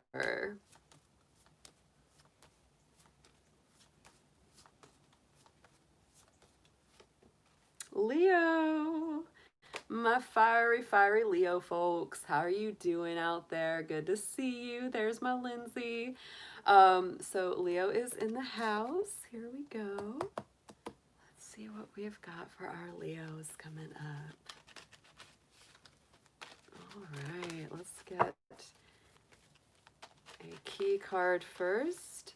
Dear angels, ancestors, guardians, guides, angels, please be with our Sun, Moon, Venus, rising sign of Leo. Please bring through clear, accurate messages for them. Please protect their energy. This will be for Leo, whether you're in a couple, single, separation, whatever your love situation is, whatever your relationship situation is. Keep in mind, this is general, Leo. If it doesn't resonate, you may want to check the placements of the rest of your personal chart. You will get more messages out of this or any reading that way.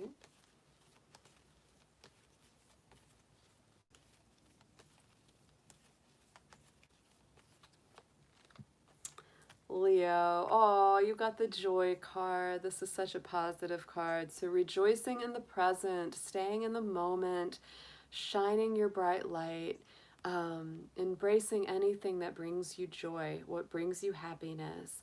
Creative expression is a big one there. Even the colors are the same. Check it out. See? Those are very much in tune with each other for you. I like that. All right. So let's get into your tarot, my Leos. My Leo lions. Yeah, let's see what we've got for you.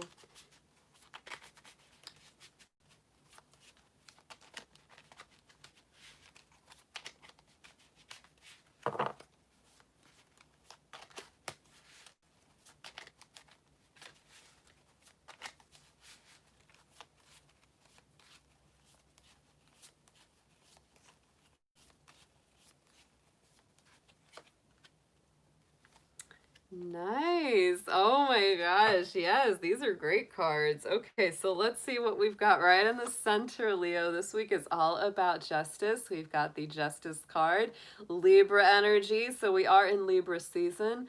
Libra is in alignment with you, Leo. That's a very good sign for you. So this is about balance. It's about reciprocity. It's about things being brought into harmony, back into divine order. So that's very much your focus in your relationship life this week. No matter what your relationship is, it's like you want more balance, you want more evenness, you want more harmony, more peacefulness, more diplomacy. Yes, yes, yes.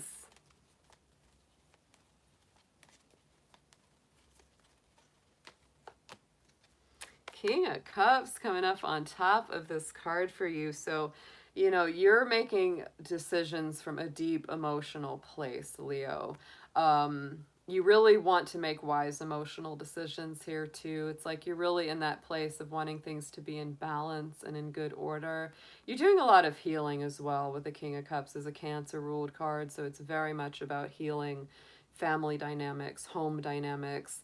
Could be even, you know, dynamics with the parents or extended family can be coming up. But it's like you're really feeling like you're a little bit feeling like I'm in the hot seat. I'm the one that's got to be the diplomat. I'm the one that's got to, you know, calm everyone down if they're arguing with each other. So that can be a lot of energy there, Leo. That can be a lot of work. But overall, you're really looking to come from a balanced emotional perspective. Not only do you want to extend that to others, but you really want to have that within. You want to feel like you're in a good place. And of course, when you're in a good place, it helps you deal with everyone else. That's for sure.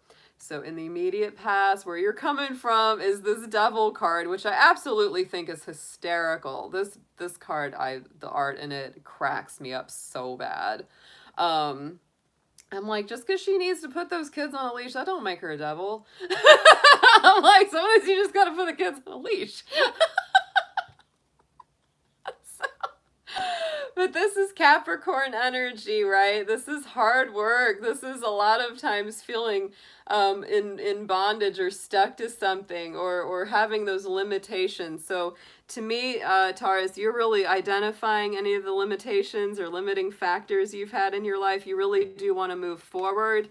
You really do want to free yourself from anything that's kind of kept you held back. That's that kind of feeling. Very much. Yeah, ooh, and you're doing a lot of personal balance with that strength card. Look at that. And that's your own energy, Leo, with that strength card. So, you know, really calming down the more difficult side of our human nature, or your human nature, right? This is all about, you know, the symbol of spirit, calming down that roaring lion. And sometimes our human roaring lion, which we all have within ourselves, you know, that's our vehicle, it gets sad, it gets jealous, it gets angry, it gets all those frustrated feelings that humans can get. And so she's coming in there, say, lion, calm it down, it's okay. Do you have a thorn in your paw? Can I help you out? Can I calm this down? Can I balance you? So it's really, this is a beautiful symbol of, you know, our human condition, because we are spiritual being inside a physical incarnation. And so that's what the strength card is all about, is that balance. So, you know, it's like balancing things that may make you feel stuck.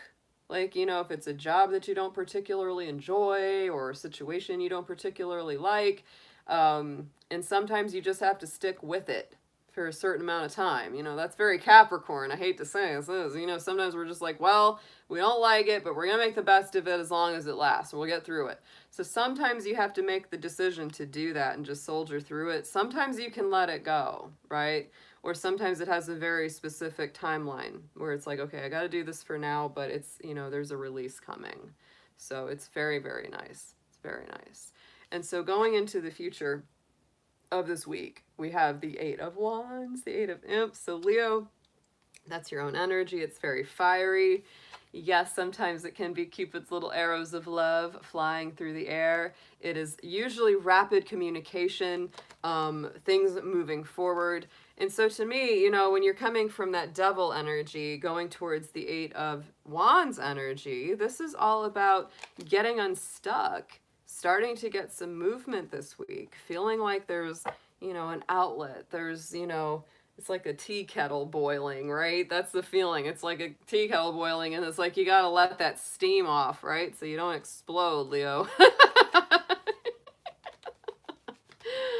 Let's get a clarifier on this Eight of Wands, please.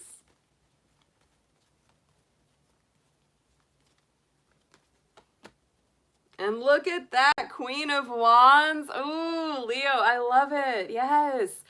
I think this is a great reading for you. So not only did you get the Strength card, which is one of your major arcanas, but we've got the Queen of Wands, which is our Leo card. There she is sitting with her little black cat. She's a very magic queen. She's very fiery, creative, generous, has a big heart. So to me, this is like you stepping back into your power this week by the week's end. Wow. You know, coming out of some things that have been kind of sticky, have really been putting you, you know, in that like squeeze place where you're really trying to balance, and maybe break out of some old, you know, rigid or unhappy routines. By the end of the week, Leo, that's beautiful. A lot of movement. Five of Pentacles is on the bottom here. So to me, this again is about, you know, you may have been feeling kind of cut off from the divine, cut off from, you know, a soulmate, cut off from someone you're in a relationship with or want to have a relationship with. Page of Cups though, aw, so to me, this is about, yeah, things getting moving, communication starting. Pages always bring our communication in. And when it's that Cups energy, sometimes it can be that apology, sometimes it can be that thing where it's like, you know what, I really messed up, Leo. You know, and you're sitting there going, yeah, I know you messed up. You totally tilted my scales. So yeah, oh, I like this reading though, Leo. This is strong. So let's get some romance angels on this. Let's get 3, please, for our Leos out there.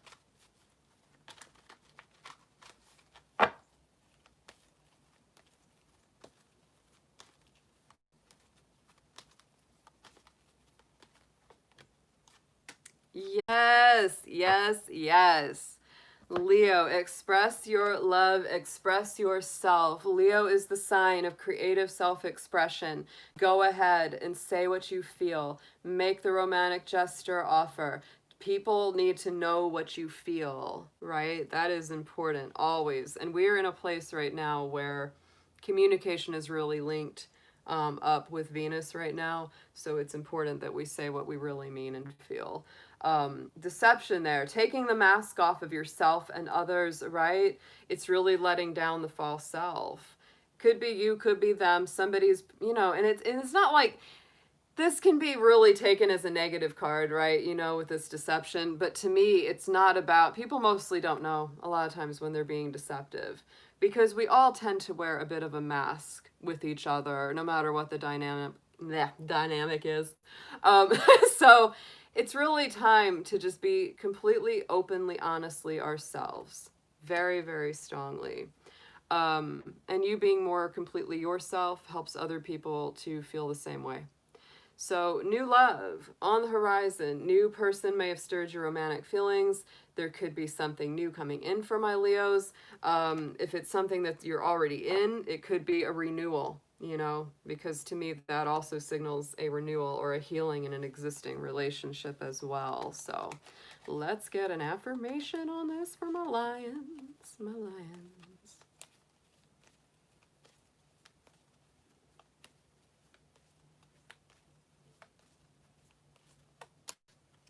Look at that! Your own element came up, Leo. The fire card.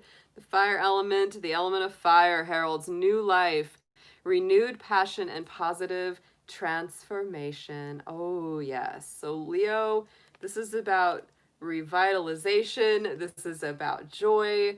This is about expressing yourself fully and truly, setting yourself free. And when you express yourself fully and you let people know how you really feel, you are going to free yourself quite a lot this week. Wow. Very strong week. Very, very strong week for Leo. I feel like there's going to be a kind of like some rapid movement for a lot of y'all. It's going to be like, by the end of the week, you're being like, darn, I didn't know it was going to be like that. Didn't know it was going to be like that. All right, guys. Let's see who's coming up next. Yes, very nice. All right. Oh, thank you, Fonda. Fonda Perkins. Good to see you in the chat. Appreciate you being here. Thanks so much for coming by. All right. Let's get it. Let's get it, guys. Who is next? Who is next?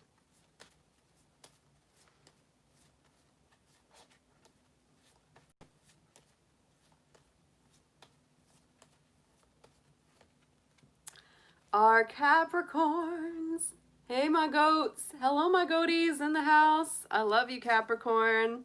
I am a Capricorn. My mama is a Capricorn.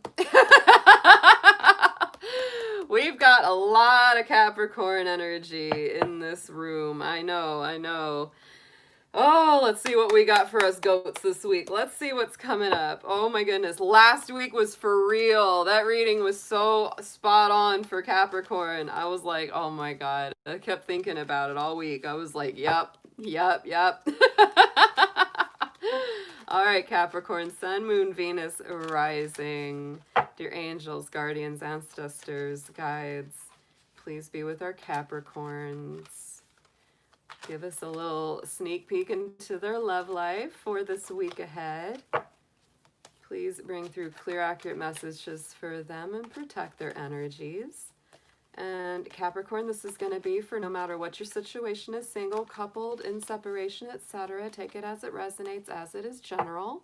If it does not resonate, please check the placements of your personal chart. You will get a lot more out of these readings, or anyone that you watch on YouTube, by knowing things like your Venus sign, your moon sign, etc.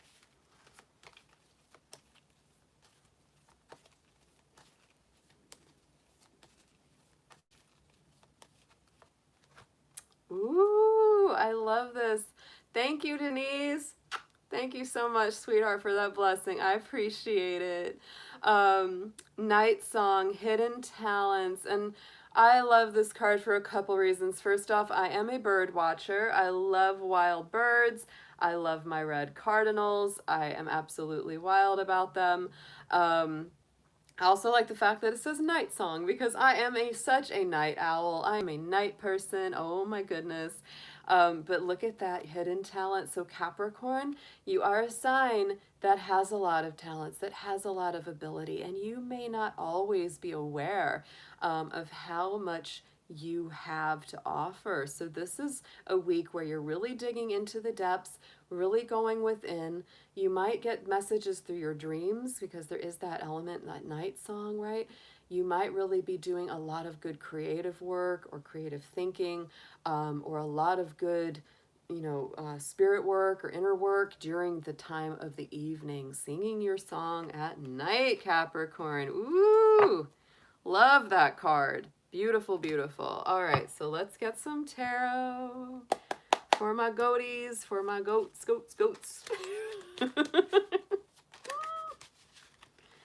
Capricorn, this astrology is awesome for you. I'm telling you, with Pluto going direct in your sign, we now have our three big guys, Saturn, Jupiter, and Pluto all moving forward in Capricorn. You have come out of a huge cycle of big transformations. You are really in the home stretch to the end of this year as Saturn completes its transit in your sign. And Saturn will not be back in Capricorn for almost another 30 years once it's done. So this is very, very good news, Capricorn. We have passed some big, big tests. Are you feeling it? We need a nap. We're going to need such a nap. Oh my goodness. I'm going to be Rip Van Winkle for a minute. All right, Capricorn. What have we got? Spirit, show us Capricorn. Show us Capricorn.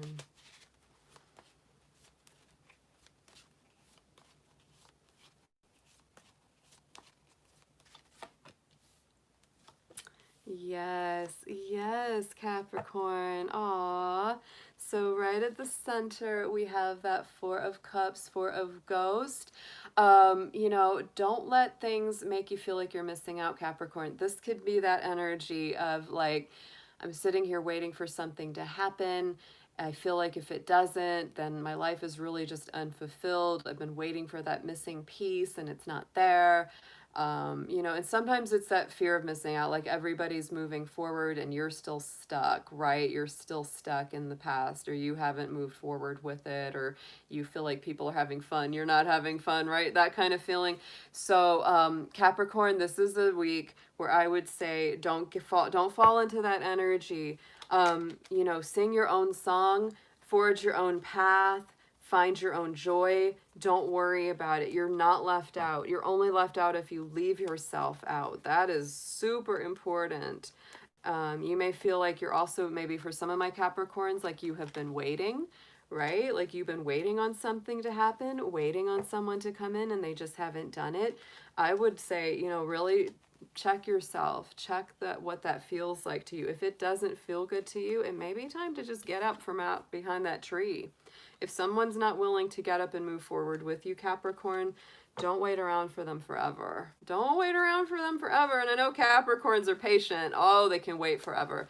But if they're not ever reciprocating, if they're not ever giving back to you, you're not going to wait for that forever. Just not do it. Don't do it.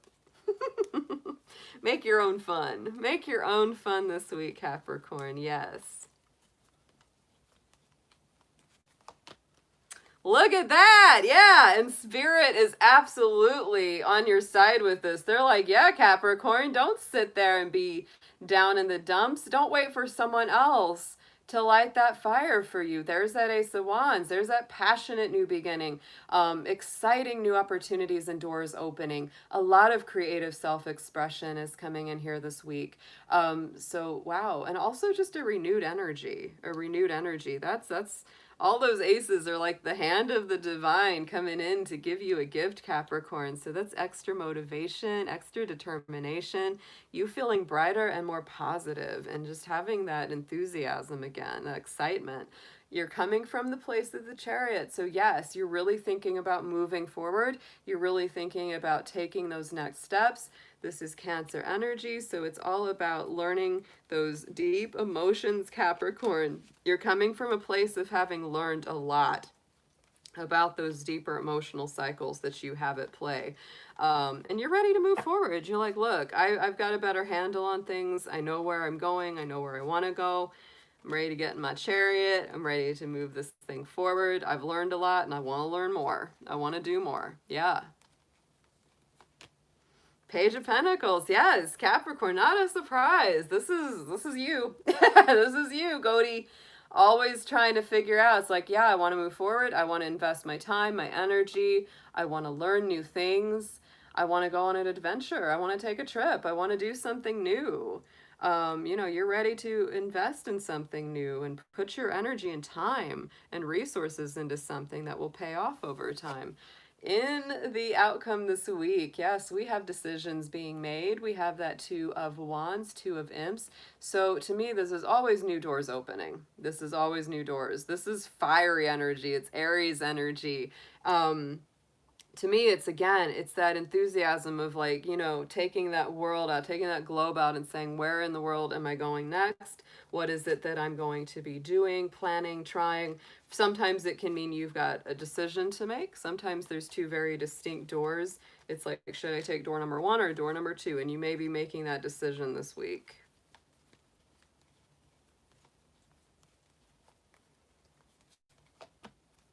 Three of Pentacles. Steady as it goes, Capricorn. Work on this one day at a time. There's our Three of Pentacles. So it is about balance. It is about learning. Again, you know, sometimes you got to get the input from the teacher, right? And just, you know, working at that one day at a time. To me, the Three of Pentacles is also very much about building a spiritual foundation that's very, very strong for you or for others. We have our King of Swords on the bottom here, very strong Aquarius energy. All about cutting through the BS, Capricorn, being a very strong intellectual leader, using your mind to make good decisions for going forward. And, ooh, we got our king and our queen. Holy cow. So maybe the power couple this week, maybe something going on. Very nice dynamic. Could be a bit of an intellectual connection, right? More of a mental connection going on here. But these two, they don't play around. That's the thing about King and Queen of Swords. No funny business, right? They are there for the real. They're not there for anything that's phony or deceptive. If they perceive anything that's that way, they're like, out. You could be dealing with an Aquarius, Gemini, Libra, because those are very, very strongly represented by those cards. So let's get some romance angels on this for Capricorn. Let's get 3, please.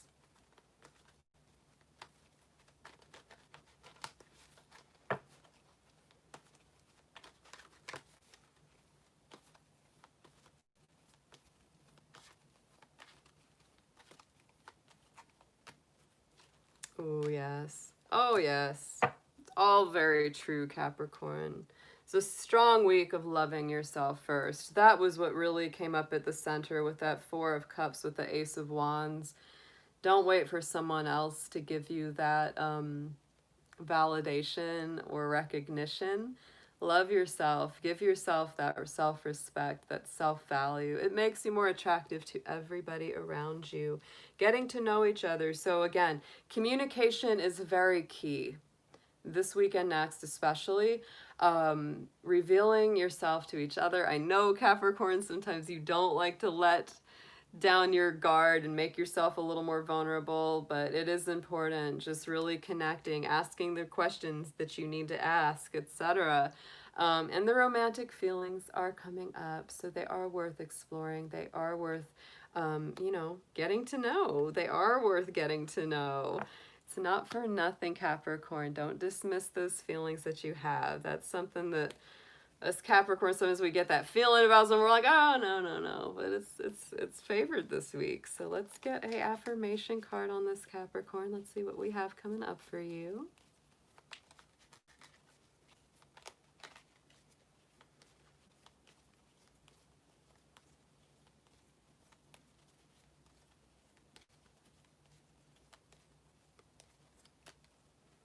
And we have the power symbol, which is your personal power coming through yet again. So cleanse, purify, and protect the physical body. Take good care of yourself this week. I get a feeling that Capricorn, you're working hard, as you always do, but you're definitely working hard this week. So take good care of yourself. That's a definite note to myself. I need to get more rest. I have felt that. I have felt that one. All right, goats. All right, goats. Sing your song, little night birdies. Yes, you will feel more energized at night probably this week, Capricorn. Very strong. All right, guys. Yes, it is self-care and protection this week. Very important. Very important coming through for all our signs. Oh, my goodness. All right, guys. Yeah, I liked it. It was good, huh? I like that for the Capricorn. So we're halfway through. We are down to 6. Let's see who's coming up next. Let's see who's coming up next, guys. Dear Spirit, who is up next for us to read for?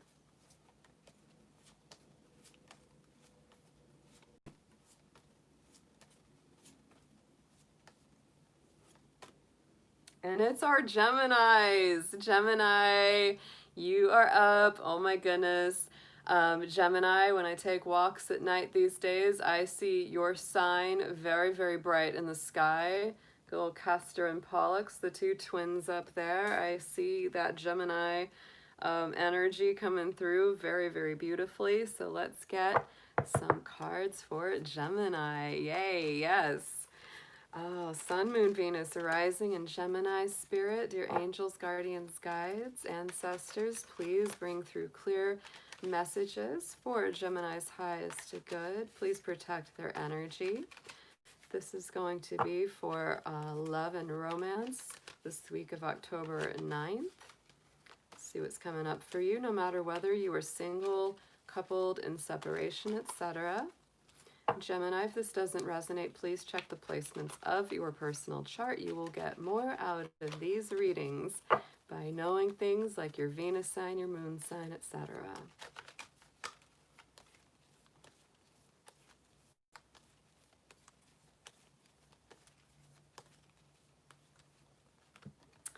Wow, okay, this has come up 3 times, guys. Taurus and Scorpio also had this card as their key for the week, the Barmbrack.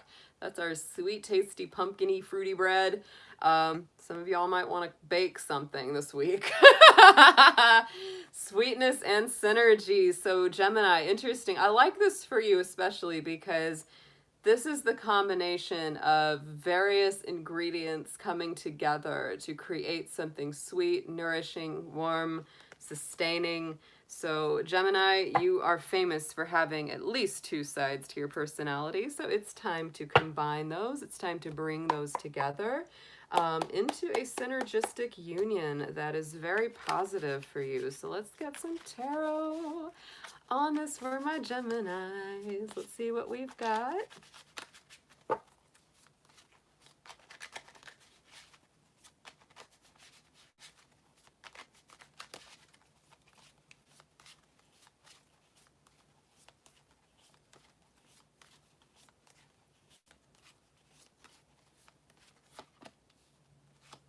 Ooh, interesting. Okay.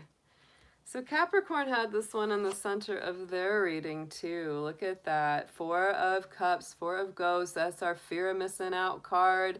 That's someone keeping you waiting, Gemini, or you're waiting on someone to come do something nice for you and they just haven't done it. You know, it's like you just feel like I'm so over this. I'm so sick of sitting here waiting around for them. So Gemini, when I see that, I'm always like, don't wait around. Like, if you feel like you need to get up and do your own thing and enjoy your own life, don't hesitate, guys. Because, like, there's a total, like, little party going on out here. And he's just like, no, no, don't do that to yourself this week. Don't do that to yourself.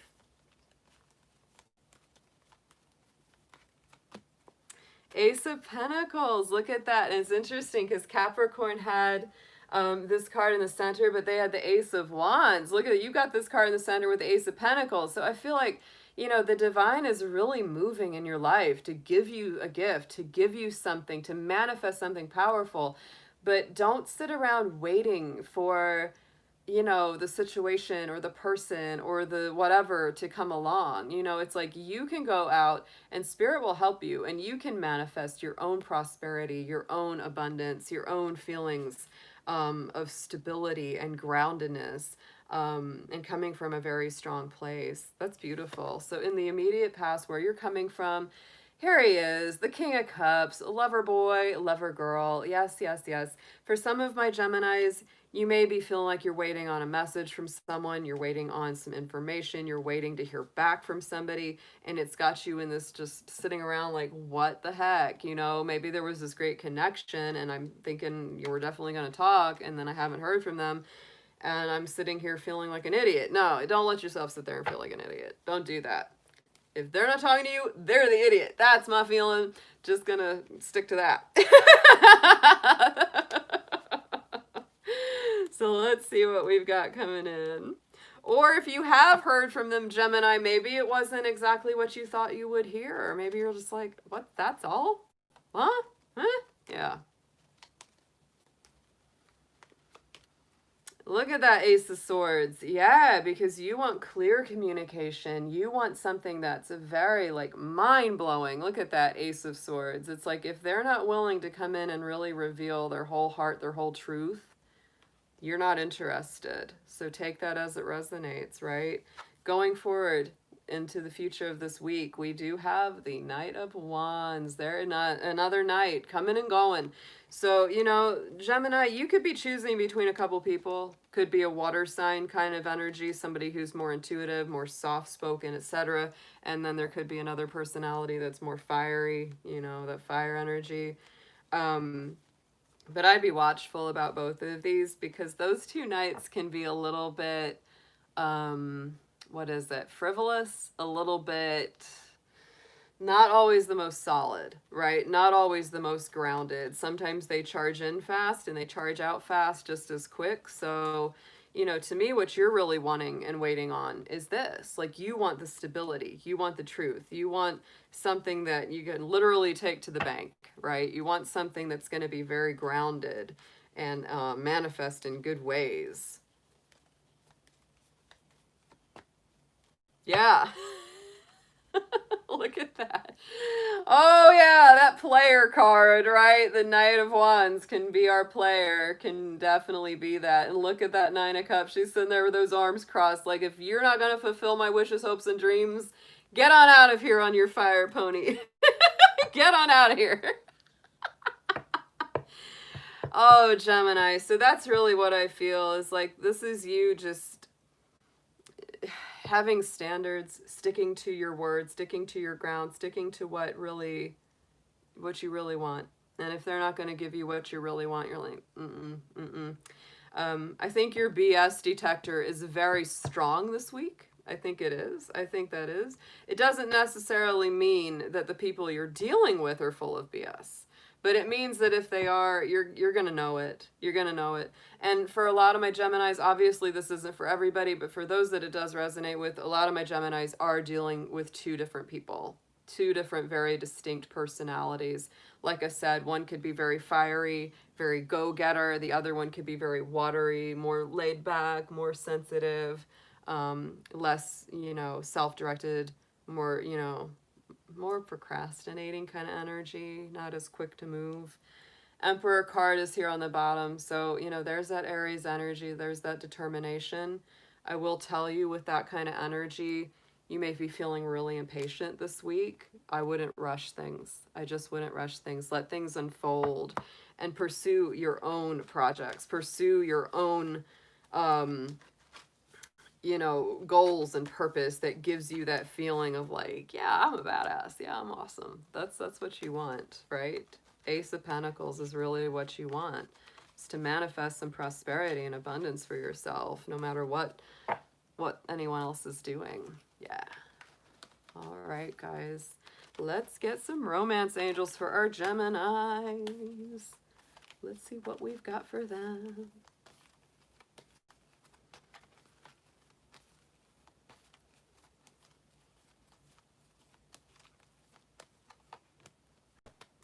What did I say? What did we say? Finances and career. You're very focused on this right now, Gemini. Whatever your money situation, whatever their money situation, it could be part of the equation, but financial issues are a factor right now. You really want this prosperity, this abundance. You want to have a grounded, stable place to operate from. Codependency is coming up. So there could be addictions, there could be, you know, emotional addictions. It's not always substances, guys. Could be affecting things. So you don't want to end up with somebody that's just with you because they're needy, right? I've known that through my life. It's like you can always tell when someone's with you or interested in you just because you're a like warm body. Not because you're necessarily all that special to them, but just because you're there. And it's like, if that's all I am, that's not enough. Gemini, don't put up with that. Don't ever put up with that. We've all known those people. We've all known those people. Religious factors comes up. So yeah, sometimes, you know, it's like there can be major differences between the people that you're interested in, you know, and there could be situations that other people really frown on, like, oh, they're not from your same background, they're not your same age, they don't come from the same culture. That's not the thing to worry about, Gemini. That's not the thing to focus on, not at all. You know, you really want the real deal. You want someone who means what they say and says what they mean and has good follow through. That's what I feel from this. So let's get an affirmation card on this. Let's see what we got.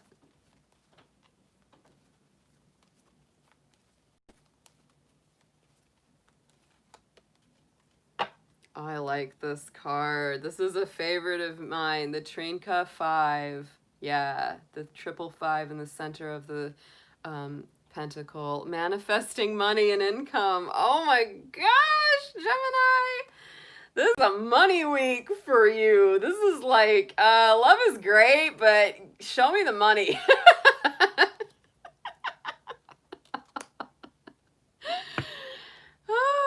This is also about your values and also about like what you expect. I mean, this isn't all just about money, but it's like, you know, if somebody's coming into your life and they don't value themselves and they don't respect themselves, that shows and you know it. Wow. Okay. Gemini. This is a powerful week for you. You're just like, yeah. Yeah.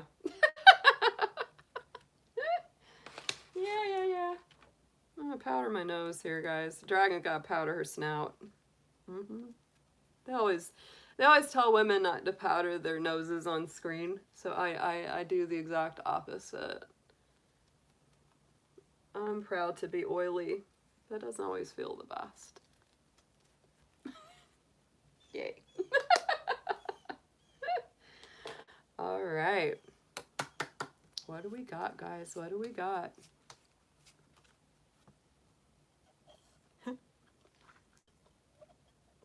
They are hot dragon readings. Hey there, Terry. Good to see you.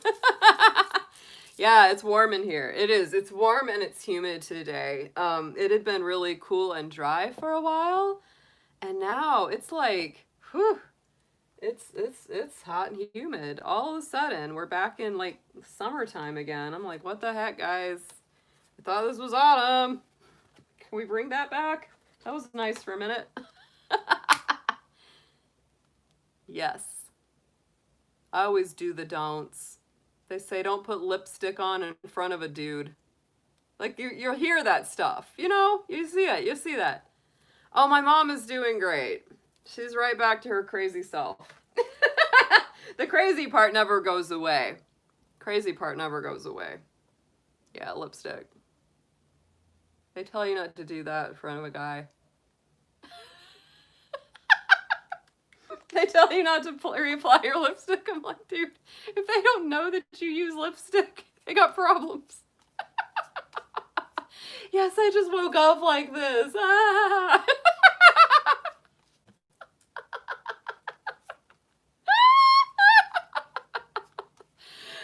No, you know, if you read these dumb beauty magazines, which I try not to do ever, like I haven't actually sat down with a beauty magazine or a fashion magazine, oh, in years. Maybe that's why, because they always put stuff like that, you know, don't reapply your makeup in front of a dude, or I'm like, no. I'm like, I'm sorry, but I like my makeup. I'm gonna put it on whether a dude is there or not.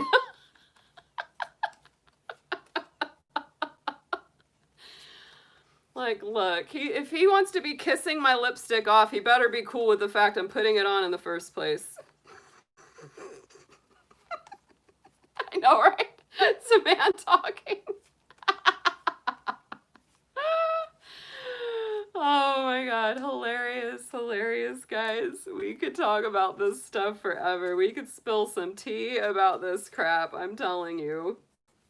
It's so funny, so funny. Oh, that feels good. It is hot in here. Whew. It is warm. It's dragon fire warm.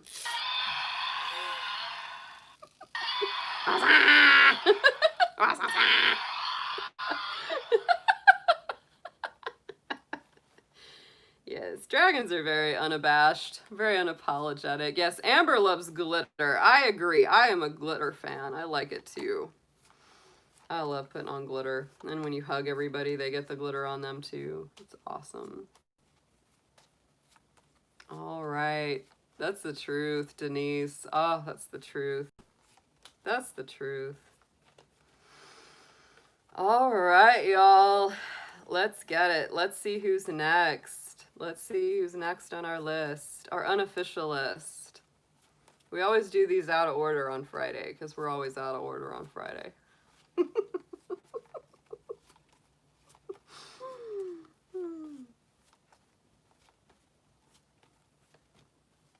Libra. Oh, Libra's coming in. Libra's like, I'll manage, yeah. Libra's like, yes, I heard you talking about being out of balance and out of order. Here I am. All right, Libra. Let's see what we've got for my sweet Libras. I love them. Oh my goodness. Yes, yes. Let's go. Libra, Sun, Moon, Venus, and Rising sign. Let's get a peek at your love and romance for this week of October 9th. Let's see what's coming up.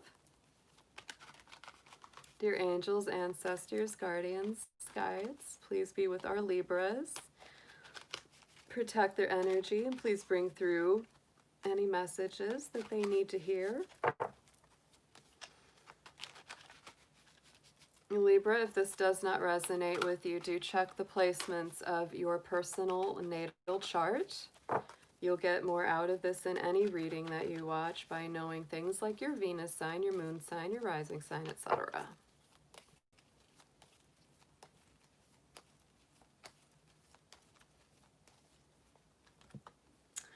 Control issues. There's that zombie card coming up, guys. So this is a week about control, about who's in control. Ooh, who's mentioning Natalie Cole? I love her. She was an Aquarius. My mom got to meet her. She always, oh, she was so excited because my mom grew up in the 40s listening to Nat King Cole, her dad. And so, yeah, those are some of our favorites in the house, and yeah, she got to meet her. She had I think an album signing however many years ago, and she was in Atlanta, and my mom went, and she got to meet her and hug her and everything. She gets all starstruck when she talks. She's like, I can't believe I met her. Yeah, she's one of my favorites. She's awesome. She's just amazing. Oh, I know. If that doesn't make you cry listening to that unforgettable duet, is just, oh my God. Nat King Cole was a Pisces. That's why he had that dreamy voice. Oh yeah, like otherworldly dreamy voice. I think honestly he's probably the best voice ever. Like I can't imagine a more amazing voice. And yeah, Natalie was an Aquarius. Yeah. Oh. I know. Oh my gosh. I mean, yeah, for anyone, like for me, I lost my dad, and I mean, that song, geez. She is beautiful. My mom even said that. She was like, she's so gorgeous in real life. It just blows your mind. Yes. I was like, oh, yep. She didn't pass away all that long ago. Yeah. It's that's a big one. Those are deep roots for me. Deep musical roots. I grew up with my mom's favorite music was you know, like Ella Fitzgerald was a big one. Ella's a Taurus. Oh yeah, strong voice with the Taurus folks. Billie Holiday, Nat King Cole, and of course Natalie by proxy. And then my mom also loved all like the folky music. She loved Joan Baez and Simon and Garfunkel, Peter, Paul and Mary. So I also grew up with a lot of that. I had both. I had both of those. Those were the two big influences in my life. Yes. I'm glad I grew up with older parents for that because, you know, I got lots of good music in my life. So Libra, let's get back to you. We could talk about music all day long. All right, Libra. So control issues coming up this week. Who's on first, right? Who's calling the shots? That could be a big theme for your week ahead. A feeling of balance back and forth. A little bit of tussle back and forth. A little bit of a tug of war, Libra, maybe. Let's get some tarot on this for you. Let's see what we've got coming through.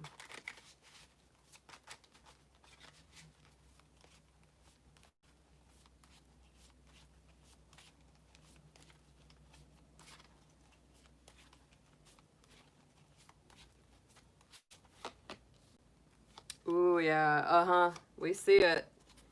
Oh, yes. Okay, guys. So at the center, Libra, we have the Six of Swords. So Six of Bats, this to me is all about moving forward from drama, from difficulties, from tough arguments, tense situations, you know, gossip, people getting involved that don't need to be involved in your relationship. So you may be leaving behind, yeah, the rougher waters here for the smoother waters. Very, very strong element this week.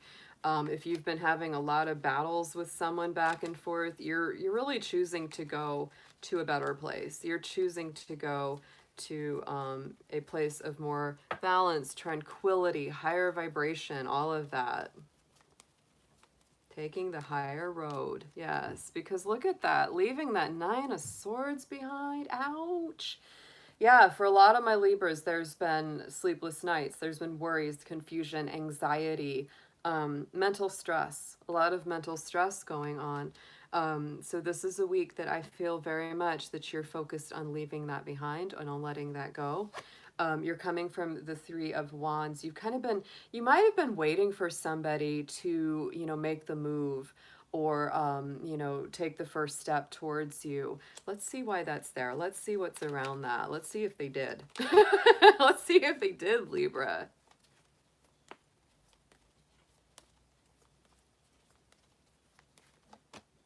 Yeah, Queen of Pentacles, the feeling that I get for a lot of you, and this of course is general, so it's not going to resonate with everybody, but what I feel is it's like you're really seated in your power. You know what it takes for you to be happy, stable, feeling prosperous, feeling abundant with your little magical bunny rabbit there. It's our Capricorn, Taurus, Virgo energy with that Queen of Pentacles. And so you're in that place of waiting for your ships to come in, of waiting for someone to do the right thing. And maybe they haven't, Libra, or maybe they came in and said something that just didn't vibe with you, didn't resonate with you, didn't feel right to you, and it really upset you. And this is why you're letting it go. This is why you're, you know, moving on and heading on out away from it. Wow. And going into the immediate future, there is the Hangman. So there's still a little bit of indecision on this. There's still a little bit of like, you know, not a surprise, Libra, indecision. I know you're kind of famous for not making choices in a quick fashion. So you may really be weighing your options here. The Hangman is also Neptune energy. It's very Pisces. So it's sort of like one cycle hasn't completely ended. The next cycle hasn't come into completion yet. So, you know, it's a little bit of that limbo. I don't, you know, my feeling is that you're not going to solve all of the issues this week. You're not going to come to a completion this week. It's like things are still in flux. They're still in movement. So just be patient with that. It may flow over into the next week or the rest of the month. But what it is that you really want and desire, you really are kind of waiting on some messages here, on some good communication, Page of Wands, new information, exciting things, right? Things that get your motor running, things that make you feel excited and enthusiastic about life. That's what you really want to hear. You don't want to hear from somebody who's all milquetoast, like, yeah, I guess we could go, yeah, I guess we could do this, yeah. That's not enough. It's not enough. You want like, yeah, I'm excited to go out with you. I can't wait to see you again. That's what you want to hear, right? Death card is on the bottom, so look at that Scorpio energy. There could be big transformations this week, Libra, so just be on the lookout for that. You could be letting some things go. You could be having some things come back fully to rebirth. Three of Cups, definitely talk to your friends, celebrate with them, have a good time with them. You need that energy, you need that support this week. So let's get some love angels on this. Let's get our romance angels on the board for Libra. Let's get 3 of these, please, guys.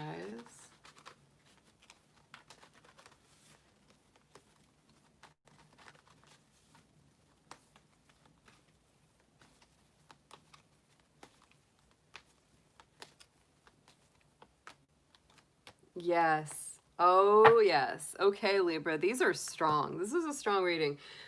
Free yourself came out. So don't stay stuck with someone that's not giving you good reciprocal energy or is just contributing a lot of drama and difficulty to your life, because I see that to a degree. Retreat, Libra. It may be time to disconnect from the world. Sometimes it's with your partner, but sometimes it's just on your own. It's time to pull back your energy, time to do what's good and best for you. Love yourself first is coming up. So boy, if this is not a week of self-respect and self-love for you, Libra, I don't know what is. So loving yourself, respecting yourself and your energy, having healthy boundaries, that's going to make you not only more attractive to others, but it's going to make you feel a heck of a lot better. Yes, right? Because if there's control issues at work here, it's time to take back control of your own life and your own energy. Let's get an affirmation card for you.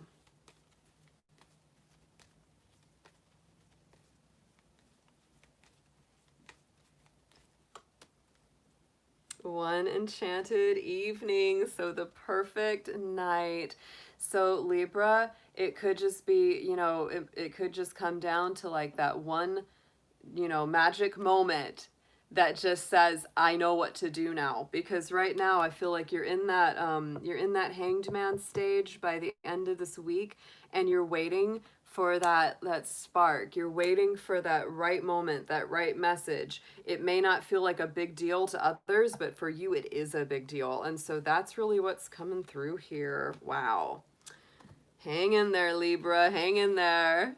This is not a bad week. It's just there are some things. There are some things you got to work through. There are some things. All right.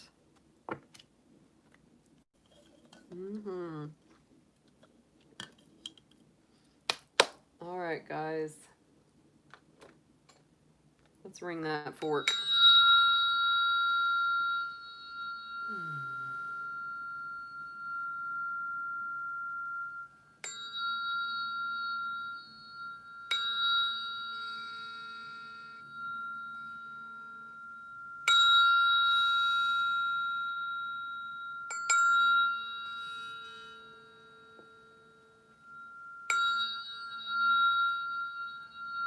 We do need a Vegas trip with the dragon. Yes! I'm telling you, it's gonna happen. We're gonna have a fire dragon Las Vegas weekend. We will. We totally will. All right, let's see who's next, guys. Let's see what's coming up. It's in the plans. It's the intentions been put out.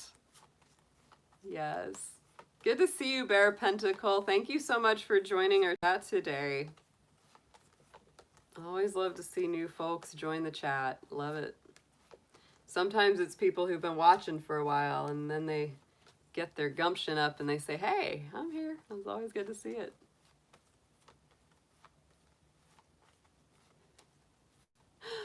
All right, let's see what we've got. Who's our next sign up, guys? Let's see who is our next sign up.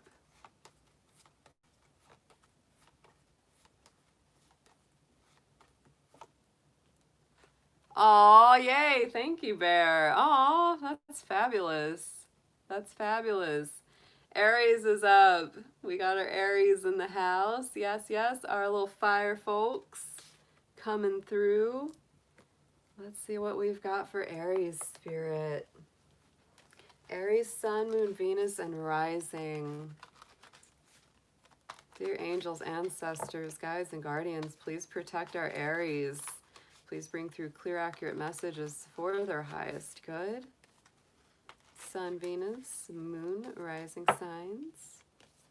Get a little insight to your love and romance week ahead, whether single, coupled, or in separation. And Aries, if this does not resonate, please do check your personal planetary placements in your natal chart. What's your moon sign? What's your Venus sign, your rising? That's going to give you more messages about any reading that you watch. If you don't resonate with your sun sign reading, you might resonate more with your Venus sign, things like that.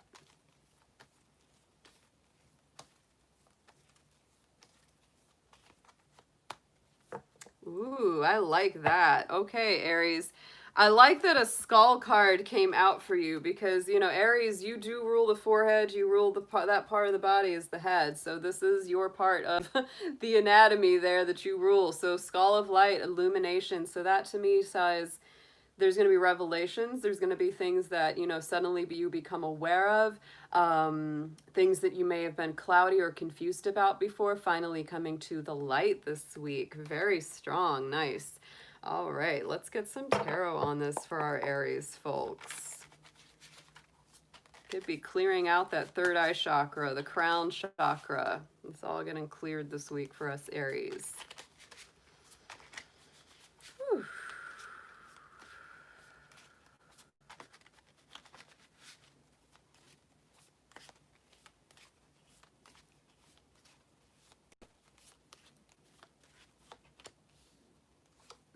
Very nice. Wow, that's some strong cards this week. All right, High Priestess is right in the center for you. So this could be a strong week of intuition here, Aries. Along with that skull of light, the illumination, you're really having some big spiritual or emotional revelations, some big reveals, and you may not even be ready to tell everyone what you're feeling, what you're perceiving, because the High Priestess is a little bit secretive. She's a little mysterious. She really does kind of keep that knowledge to herself for a while and let it percolate. She is a keeper of secrets, a keeper of mysteries and spiritual knowledge. So let's see what aspects this, what clarifies the High Priestess.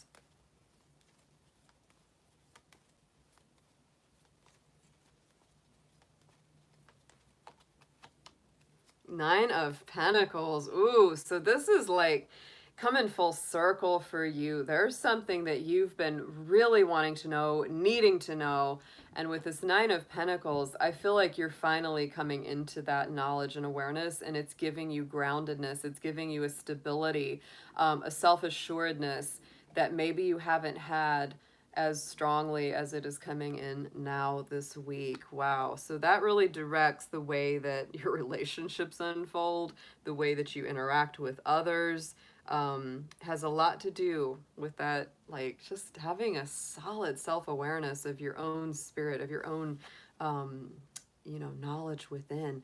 This is where you're coming from, is this Temperance card. Sagittarius energy, Aries. So this is all about you trying to balance things, working things to their best advantage, taking the difficult parts of your life and letting them make you stronger rather than weaker, realizing that what doesn't kill you makes you stronger, makes you tougher, makes you more multifaceted. You know, this is a very lucky card too, because it is, of course, that Jupiter rulership on that as well. So you are coming from a place of really wanting to level up. You know, to me, this is like a real personal power reading already.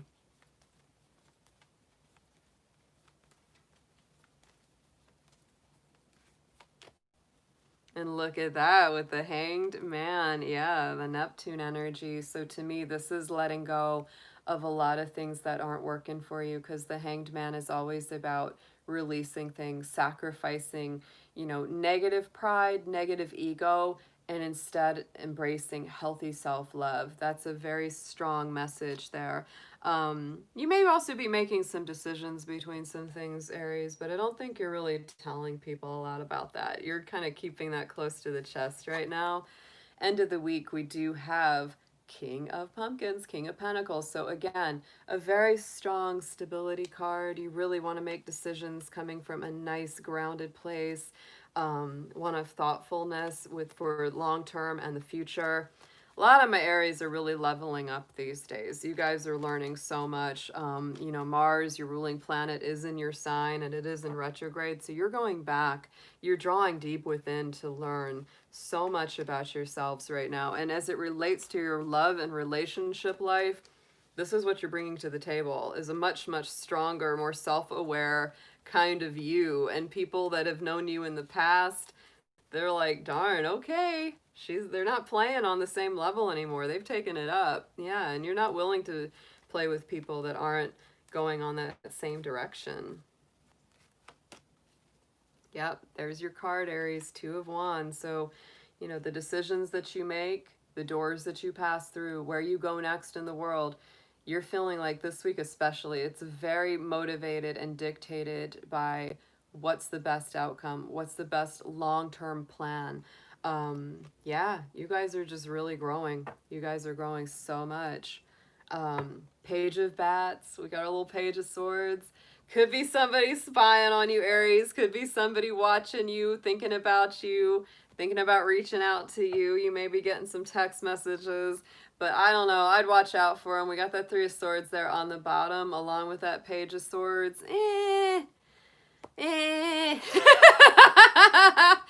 Take this as it resonates for you. If this is somebody coming in that's broke your heart before, Aries, I would say, I wouldn't want to play with it.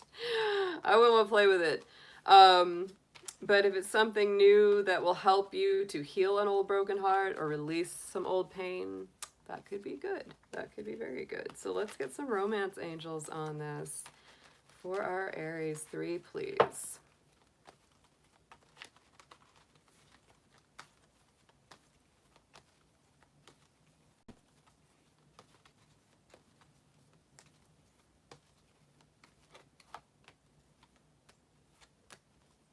Yep, and like I said, this person coming in, they could be a really good one, but you've got to use your discernment, use your good judgment on this. But, you know, or it could be someone from your past coming in. We are getting ready for a Mercury retrograde, your ruling planet Mars in retrograde.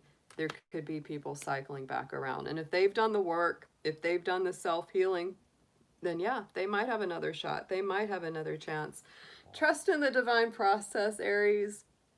The situation is calling for you to have faith. So trust in the divine process. Don't get into the worries. I don't see a lot of worry in this reading this week. That's just not something that's there for me. I feel like you're more about getting grounded and really understanding yourself. Keeping an open mind, right? The soulmate may differ from the usual type and expectation. And that's part of where the trust comes in. You might be going, I don't know if they're really for me. I don't know if that's really my thing. Spirit says, hang on there. Let it play out. Let's see what happens. Get to know them. Talk. Do your thing. Let's get an affirmation card on this for Aries, please.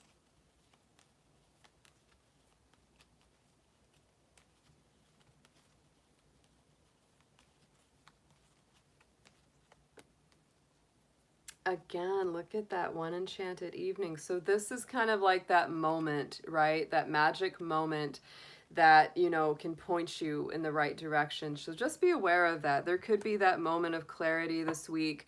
Could be that, you know, that perfect moment, that perfect evening, whatever it is that comes through. And it makes you say, oh, now I know which door to take. Now I know which way to go. All right, my Aries. Let's see who we've got next. We're down to 3. We're down to 3, guys. I know that we've got Sagittarius hasn't come up yet.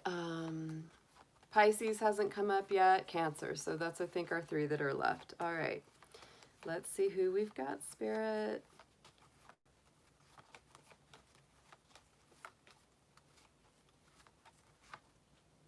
Ooh, we got Sagittarius. Had to follow a fire sign with a fire sign there. So Sagittarius is on the board. All right, Sag. Let's see what we got for you. Let's see what's coming through for our Sagittarius in love and romance for this week of October 9th. Sun, Moon, Venus, a rising sign. Dear angels, guardians, guides, ancestors, please watch over my Sagittarians, protect their energy, and bring through clear messages for their highest good. This will be for love and romance, whether you are single, coupled, or in separation. And Sagittarius, if this does not resonate with you, you may want to look at your personal placements of your own natal chart. See what signs the rest of your planets are in. What's your Venus sign, moon sign, etc. You will get more messages out of these and any readings you watch on YouTube that way.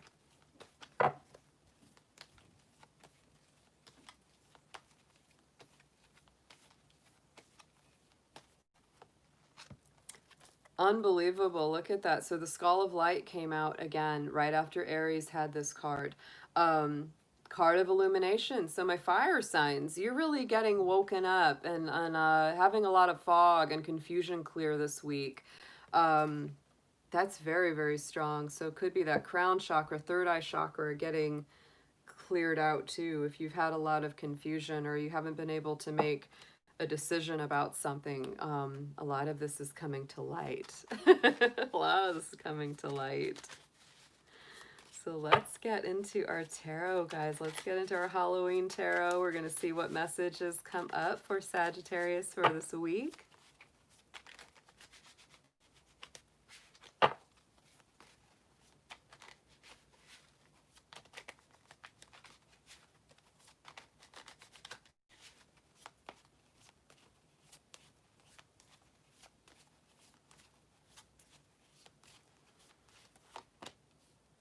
Ooh, okay. It's a week of, oh, that's a beautiful reading. Very nice. Okay, week of balancing for sure. In the center, we have the Two of Pumpkins, Two of Pentacles. So Sagittarius, this could be definitely a week of balance, whether it is financial, emotional, taking things one day at a time. And I'm about to sneeze. I can feel it. Woo! I can always feel those sneezes coming. All right, guys. So yes, this is a week of balance. I would say very strongly stay in the moment. Very strongly stay on that path. Don't worry too much about the future. Don't fret about the past, because it's very imperative that you stay balanced, centered, stable. You may be juggling a lot of different things going on. Thank you, Magician. I'm sneezing a lot today. We've really got a lot of allergies in the air, and I'm burning a lot of sage and stuff. So yeah, always gets the dragon snout. All right, so on top of our Two of Pentacles, let's get a clarifier for Sagittarius. Yeah, Queen of Swords, because Sagittarius, you're kicking them all out this week. Anything that throws you off your centering, anything that throws you off of that balanced place that you want to be in, if they're messing with that, if they're messing with your life path, if they're dragging you into dark, nasty, toxic places that are not for your best and highest, there's that Queen of Swords. She is that Libra energy. She's about fairness, equality, and balance. And if things aren't going right, she has no problem going ahead and cutting them out. If they are playing around with her, she's like, I'm done. Four of Bats, Four of Swords is where you're coming from, Sagittarius. So you may be coming from a place this week where you're just like, I just need a rest. I just need a break. I need some downtime. I need a little bit of recovery. If things have been extra stressful or chaotic or very busy, You just need some rest. You need some relaxation. And part of your need to cut people out that are really, you know, shaking up your world, that's part of it. You're like, I just don't have time. I don't have energy for this anymore. And that could be part of the illumination that you're receiving this week, is that you just become really aware. It's like, I got to protect myself. I got to protect my energy. I got to value my energy and my time. Yeah, Five of Cups, because there's been a lot of emotional recovery here, Sagittarius. You are, and some of you will resonate with this stronger than others for sure. But for Five of Cups, I mean, that's a lot of the time. There's that disappointment. There's that kicking my cups over. But don't forget, you've still got those two cups behind you that are standing upright. And that is that, you know, those two cups of emotional healing and connection. And so it's like you're pulling back from this. You're like, I don't want any more heartbreak. I don't want any more heartbreakers. I don't want people that are putting me into this energy. So I'm going to retreat and I'm going to rest and I'm going to block their numbers or whoever it is that's bothering you. Because, yeah, it's time for you to have a better energy. It's time for you to value yourself more. That's why you're in that balance place right now of really walking that tightrope of being in the present. Because look what's coming in the future. We got the Two of Cups. The Two of Cups that didn't get kicked over are coming through in the future this week. So there is that beautiful potential for connection, soulmate connection, twin flame connection, heart healing connections to come through. But it's because you pulled your energy back. It's because you said, I'm not going to put up with the BS. I'm not going to put up with people who are just wasting my time and hurting my heart. Staying on the right path. Yeah.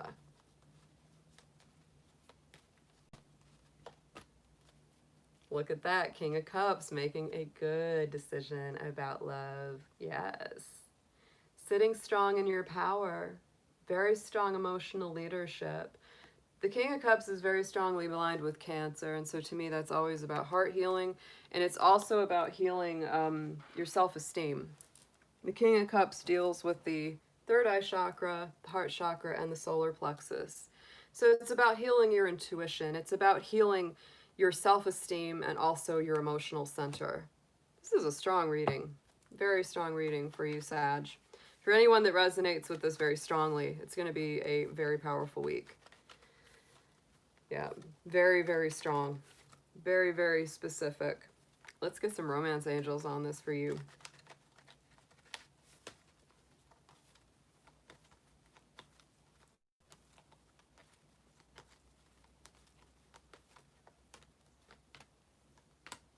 Yeah, that's it. Yeah, letting your friends help you out. You know, don't go it all alone. Sagittarius, you can be such a loner, such a little pioneer. But ask for support, accept support when people come in with it. It's not wrong to do that. This can be about healing some old inner child stuff, healing some family issues could come into the picture. And mostly look at this, the deception, right? It's like dealing with people that are wearing a false self. People that aren't being totally authentic. And even worse, Sagittarius, is ending up dealing with people who, by proxy, make you not be your most authentic self. Yes, Jacqueline. So true. So true. Yeah, this is all about, you know, because Sagittarius, you're a very authentic sign. You're very truthful. You're very focused on the ultimate truth. And so you're not the kind of person at all that wants to deal with someone that's not being themselves. And if you feel like being around them makes you not be yourself, that's just a no-brainer. It's like you can't have that in your life. You can't have that in your field of energy. Oh, but look at that! The happy love card, guys. A joyful, stable partnership and good friends. Oh, and that's what I want for you. I want the happy love, not the sad love. And I feel like, you know, the sad stuff is like, this is what's going away this week. It's like all the heartbreaks that you've been through. It's like you're taking a break. You're saying, I need to recover. But the cycle of this is so nice. And even if it doesn't come full circle by this week's end, this could be like through this week's month. It could be, you know, it's just give it some time. It's so nice. From the Five of Cups to the Two of Cups. It's very beautiful. Let's see what we had on the bottom of these. Yeah, Seven of Pumpkins. Like I said, it's a little patience.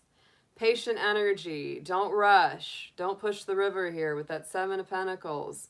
Let things grow in their own timing. Page of Swords is new messages, new communication, new text, new emails. Nice reading. I get a good feeling from it. I do. I get a good feeling from it. All right, guys, we're down to our last two. So let's see. We got two water signs. It's two water folks that are hiding out. Our water people are hiding under a rock here. Like,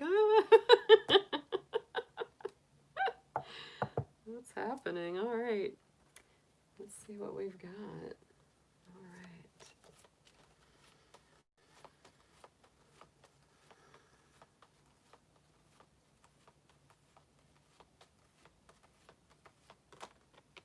We have Pisces. Here we are. Pisces, Pisces. So Cancer will be our last reading for the day. Oh my goodness. So Pisces. How are all my fishies doing? I love my Pisces folks.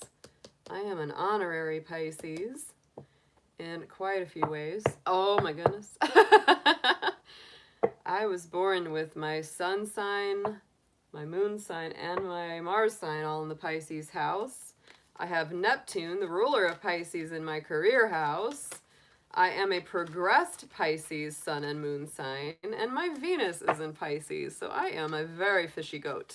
And you know the goats already, Capricorn goats already got a fishtail. So, oh my goodness, we are fishy folks.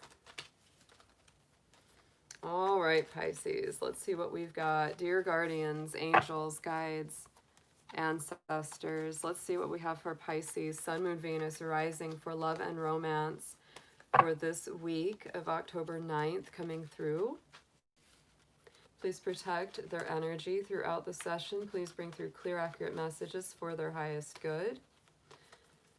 Whether they are single, coupled, or in a separation situation, whatever it is. And Pisces, if this doesn't resonate with you, please do check your personal placements of your own natal chart. You're going to get more information if you know things like your moon sign, your Venus sign. You can watch the readings that correspond to those signs as well and get even more out of these.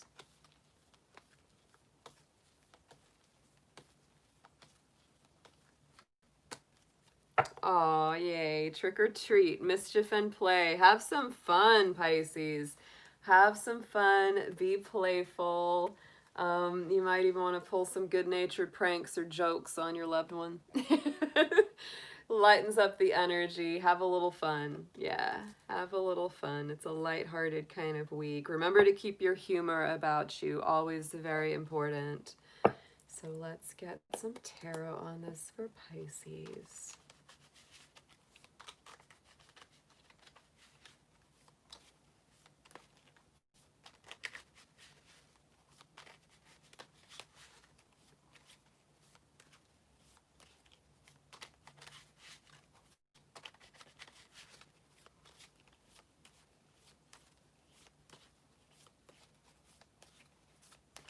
Okay, that card wants to come out, so I'm going to put that to the side for an extra message for you.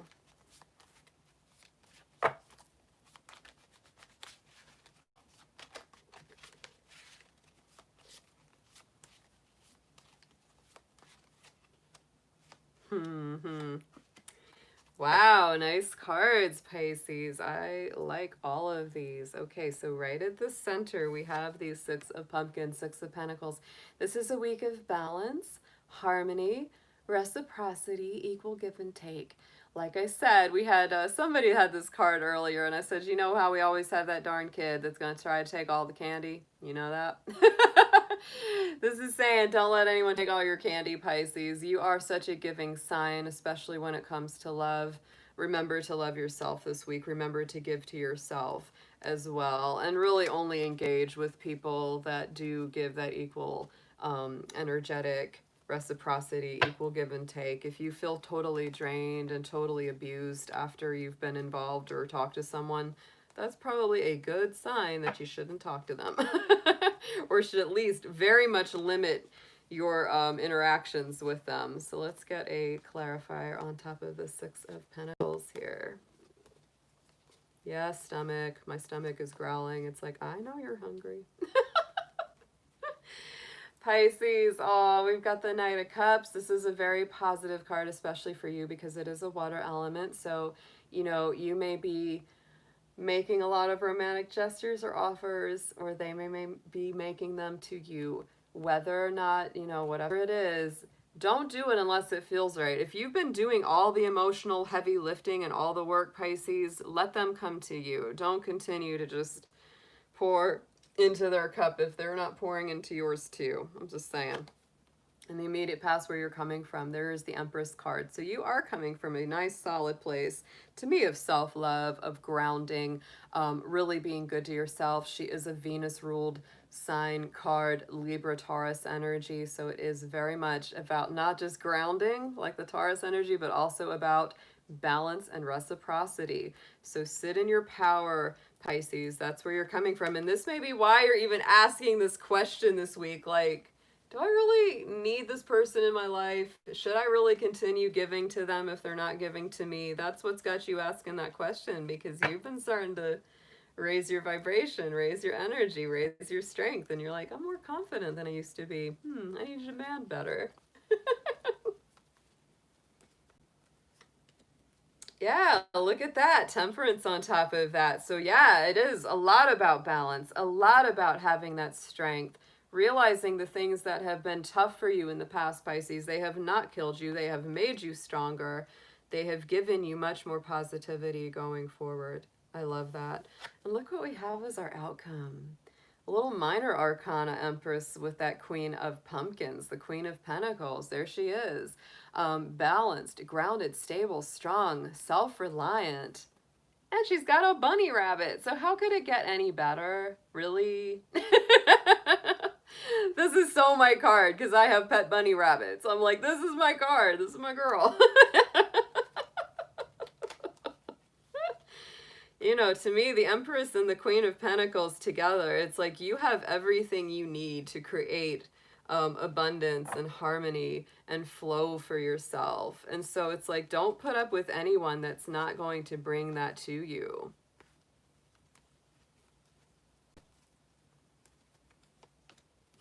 Four of Wands. Oh, Pisces.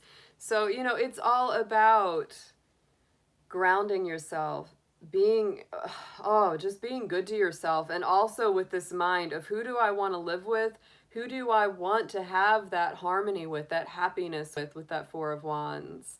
This could definitely involve a twin flame soulmate, you know, soul bonded kind of relationship, or someone you're already living with, someone you're thinking about living with very, very strongly.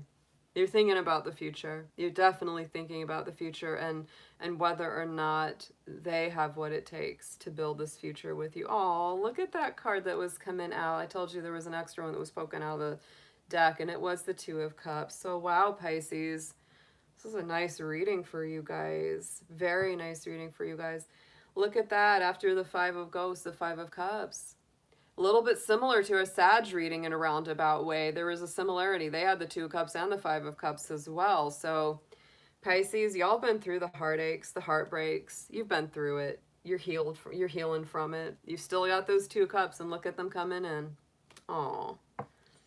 Three of Pentacles as well is on there. So this is all about building yourself up from the ground up. Sometimes you might need advice from someone older and wiser. But overall, Pisces, to me, that's a card of building yourself a grounded spiritual center, a good place to operate from, a good place that you feel safe, you feel a lot of sense of refuge. These are all super positive. This is a very positive reading for you, Pisces. I really love it.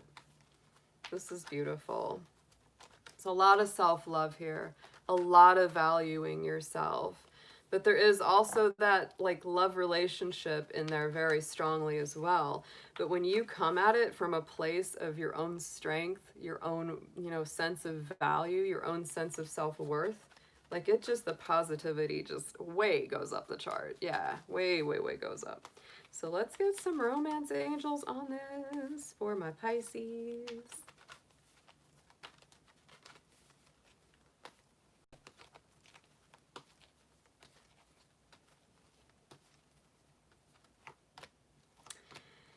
That is so good. Yes, you deserve love, Pisces. You deserve good love. Keep your eyes on the prize, focused on your targeted intention there. Keep an open mind, absolutely, because sometimes, you know, I would say Pisces has that a lot where they have this very like dream, you know, dream love. Like they think, oh yeah, when the right one comes, it'll be this and this and this and this. And then the reality isn't anywhere near the rose-colored glasses vision. So this is all about, yeah, you know, your soulmate might have some bumps and bruises. They might have some skeletons in the closet. It's okay. It's okay.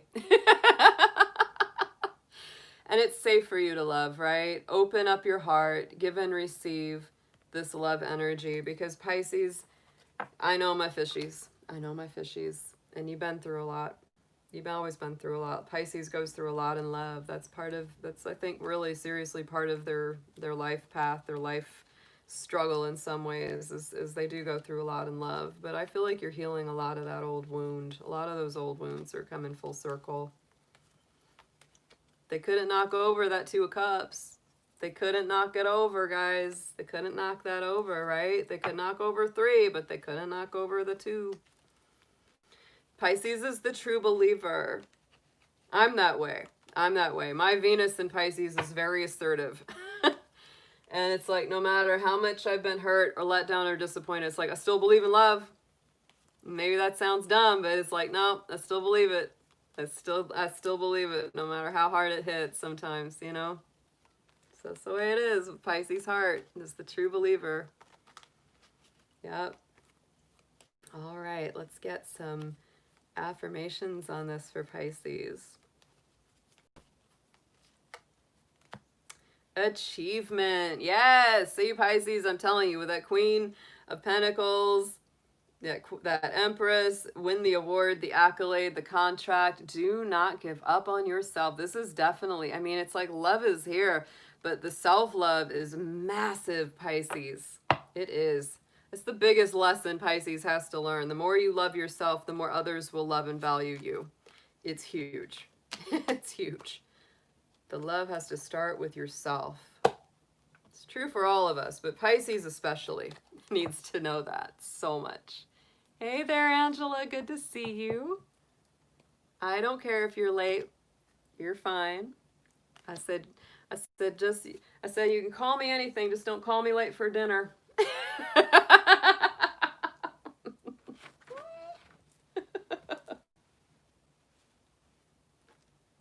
All right, guys, we have got one sign left. We are on Cancer. That is going to wrap up our readings for the day. Our patient Cancers waiting for us. Yeah, Jacqueline's awesome with getting those timestamps up, sweetheart. Thank you so much. I definitely appreciate it. Oh, wow, we got a lot of Cancers here. We got a lot of Cancer energy in the house. Aw, thank you guys for being so patient. Thank you. I really appreciate that. All right, guys. And if you haven't already done so, please do join the channel. If you haven't done that, give it a like up. Yeah, come join the dragon family.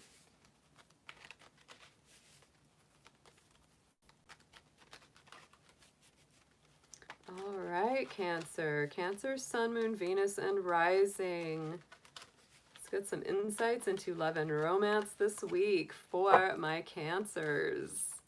Dear angels, guardians, guides, ancestors, please be with our Cancers, protect their energy, and bring through clear, accurate messages for their highest good. Whether you are separated, coupled, single, whatever your love life situation may be. And Cancer, if this does not resonate with you, please do check the placements in your personal natal chart. Knowing things like your moon sign, your Venus sign, rising sign, etc. are going to give you more information. You can watch the readings that are associated with those signs too, and that will give you more.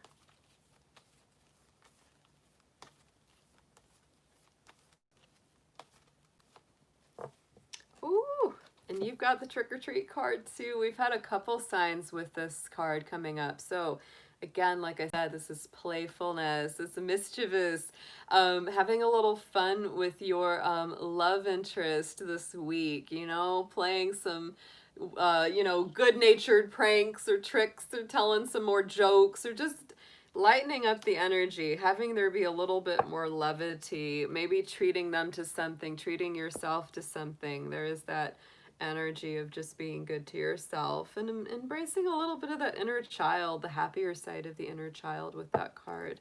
So let's get into some tarot.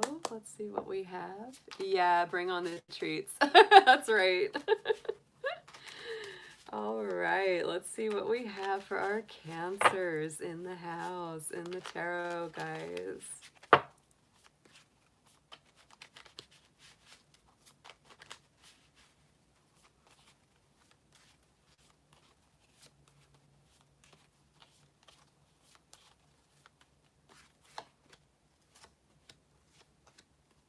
Interesting. All right. So right now, Cancer, you are focused on some kind of movement, some kind of communication going forward with this Eight of Wands, Eight of Imps.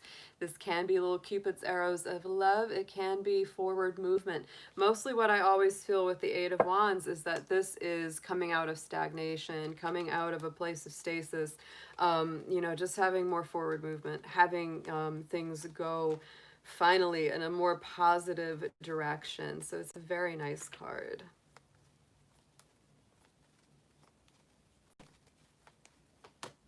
And look at that. Look at that star card energy coming out there. So to me, that can be very positive movement, very positive communication. Aquarius energy on this. Fire sign energy on that Eight of Wands. So I really like this going forward. That could be like finally hearing back from someone you want to hear from, communication finally opening up, things getting more clear, things being made more clear. You're coming from a place of the hermit, so a lot of my Cancers have felt very alone or very much doing their own thing for a season, for sure. This is also Virgo energy. Venus right now is in Virgo, so there is a lot of inner healing work. There is a lot of looking for your there's a lot of looking for your personal truth, following your personal star, doing your own thing. That's not always a bad thing there, Cancer. Sometimes doing your own thing is very powerful. It's very healing and very helpful. Yeah, but it's made you a little testy. You're just like, I need movement. I need something to change because here's that friction, that Five of Wands. It's like you've been doing your thing for a while and it's made you a little itchy. It's like, but I feel like this is a breakthrough this week. This is definitely a breakthrough this week. Going forward into the Page of Pumpkins. So it's like new adventures, new things to invest your time, energy, and resources into. Pages always bring forward messages too. So to me, this again shows that this could be a week of communication. People actually saying, well, what do you want? What's the plan? What do you want to do? What's your vision for the future there?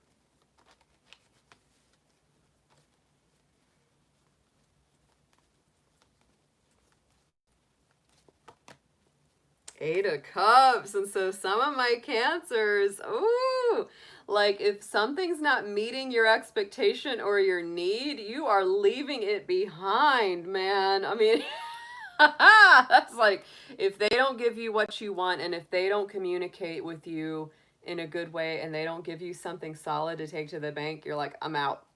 I'm bye. Bye-bye. Yeah. Yeah. Ooh, but the Sun card comes out. Look at that. We have a very, very positive energy there. The Sun and the Star being in your reading this week, Cancer. It's very positive. Two of Wands going on. New doors opening. New options. Which door to take. That is coming up. You know, and if one door closes, you're going to move on to the next one, Cancer. Yeah, that Eight of Cups. That's a powerful card in a Cancer reading. Yeah, the Page of Pumpkins has been in these readings today quite a lot. And I think because people are really planning, like, what are they going to do next? What's the next step? Because the Page of Pumpkins is really, like, it's saying, here I've got these resources and I've got the beginnings of something and I want to know how to grow it. I want to know how to make it bigger. I want to know what to plan for in the future. And, you know, we're in that energy right now where things are moving kind of slowly. So it gives us time to slow down a little bit and, yeah, and plan the next move. Like you said there, the Bear Pentacle just said it, it's planning the next move.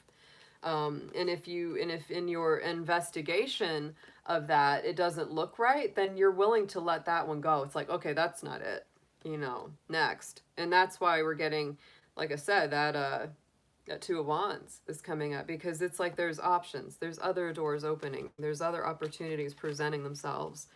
So let's get some romance angels on this for our Cancers here. Let's get 3, please.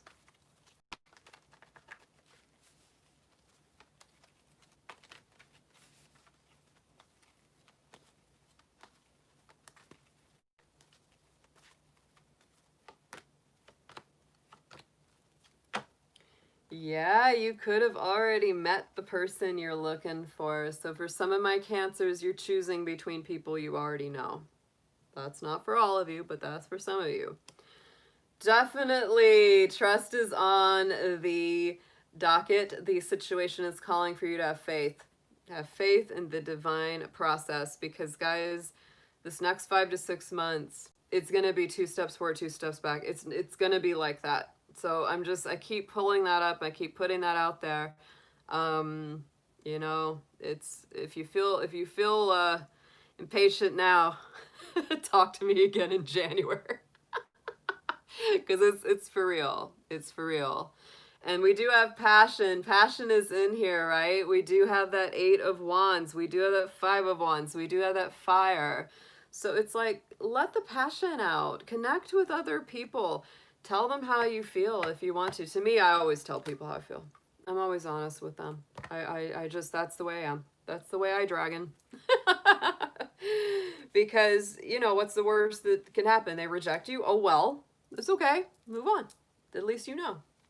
Or they tell you they don't really like you. You know, it's like, just, it's better to know. It's always better to know the truth. That's the way it works. So let's get an affirmation on this for Cancer, please.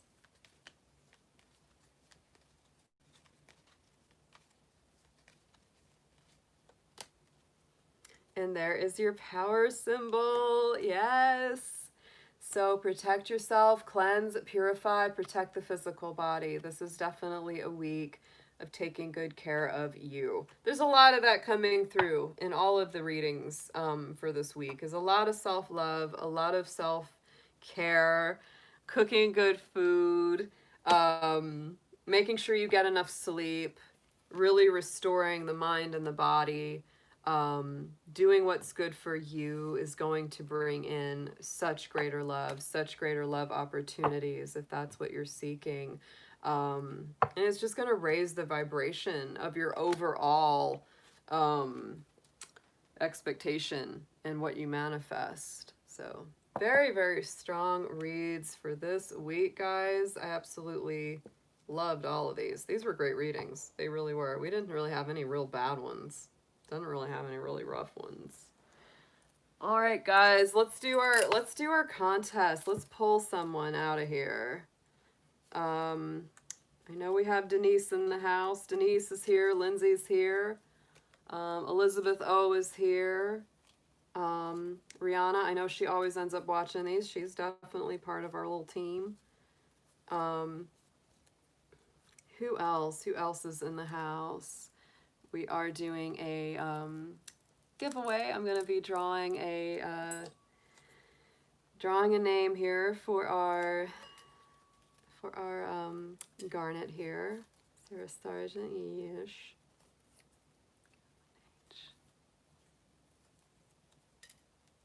yes. Yep, the Barmbrack. I'm telling you, that came in there. It's very strong.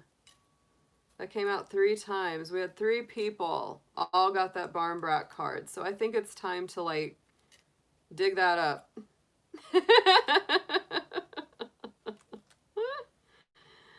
Oh, it's time to dig that up. All right, guys. I've got everybody in here. I also did include people that were put their names in the list. So next week, let's see, let me grab a bracelet because I do have more to give away. I do one of these each week. Ooh, yeah, let's do one of these. Let's do one of these. I've got another one of these awesome, the dragon vein agate.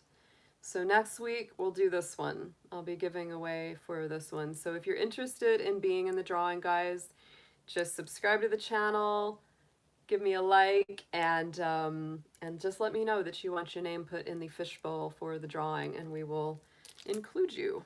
So let's go ahead. So this week is for the garnet. Next week is for the dragon vein agate. I love dragon vein agate. It's the coolest stuff, and it has a lot of different, some of it's very dark, some of it's very light, it has a lot of variation in it. So all right, guys, let's see who we've got coming up. The garnet is so nice. It's my birthstone. It's a Capricorn stone. But it's a heart chakra stone too. So dear spirit, dear angels, who needs this the most? Who's coming up? All right. Oh, it's Lindsay Lioness. Yay, yay, yay. Hey, Lindsay. Miss Lion, this is going to be a good one for you because you are a Leo and they are ruled by the heart. And so this one is for you, my darling. Just let me know your info. Just send me an email and I will get that out to you. I'm planning to do a bunch of mailings because I have a bunch of bracelets that I've got that need to be mailed. Is Lindsay still here? She might have taken off, but I hope she is. I hope she'll come back and see it. We'll post it up for her. We'll post it up for her. She's always here. She's such a sweetheart. Great to see her. Yeah. Yes. Yep, yep. Oh, lucky Leo. Winner, winner, chicken dinner. That's it. All right, guys.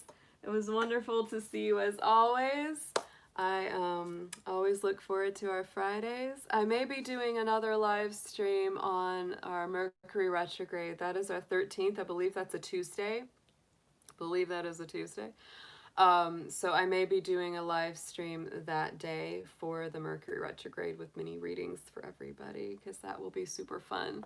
Hey, Pika Aura. Yeah, Denise. Hey. I know, planet parties are awesome. That planet party thing, that's an Amberism. Amber calls it the planet party, so I start calling it that too. All right, guys. Hug your friends and your pets and your kids and your dragons for me. And I will be seeing you, if not on Tuesday, definitely next Friday, same dragon time and same dragon channel. I'll see you guys soon. Take care, y'all.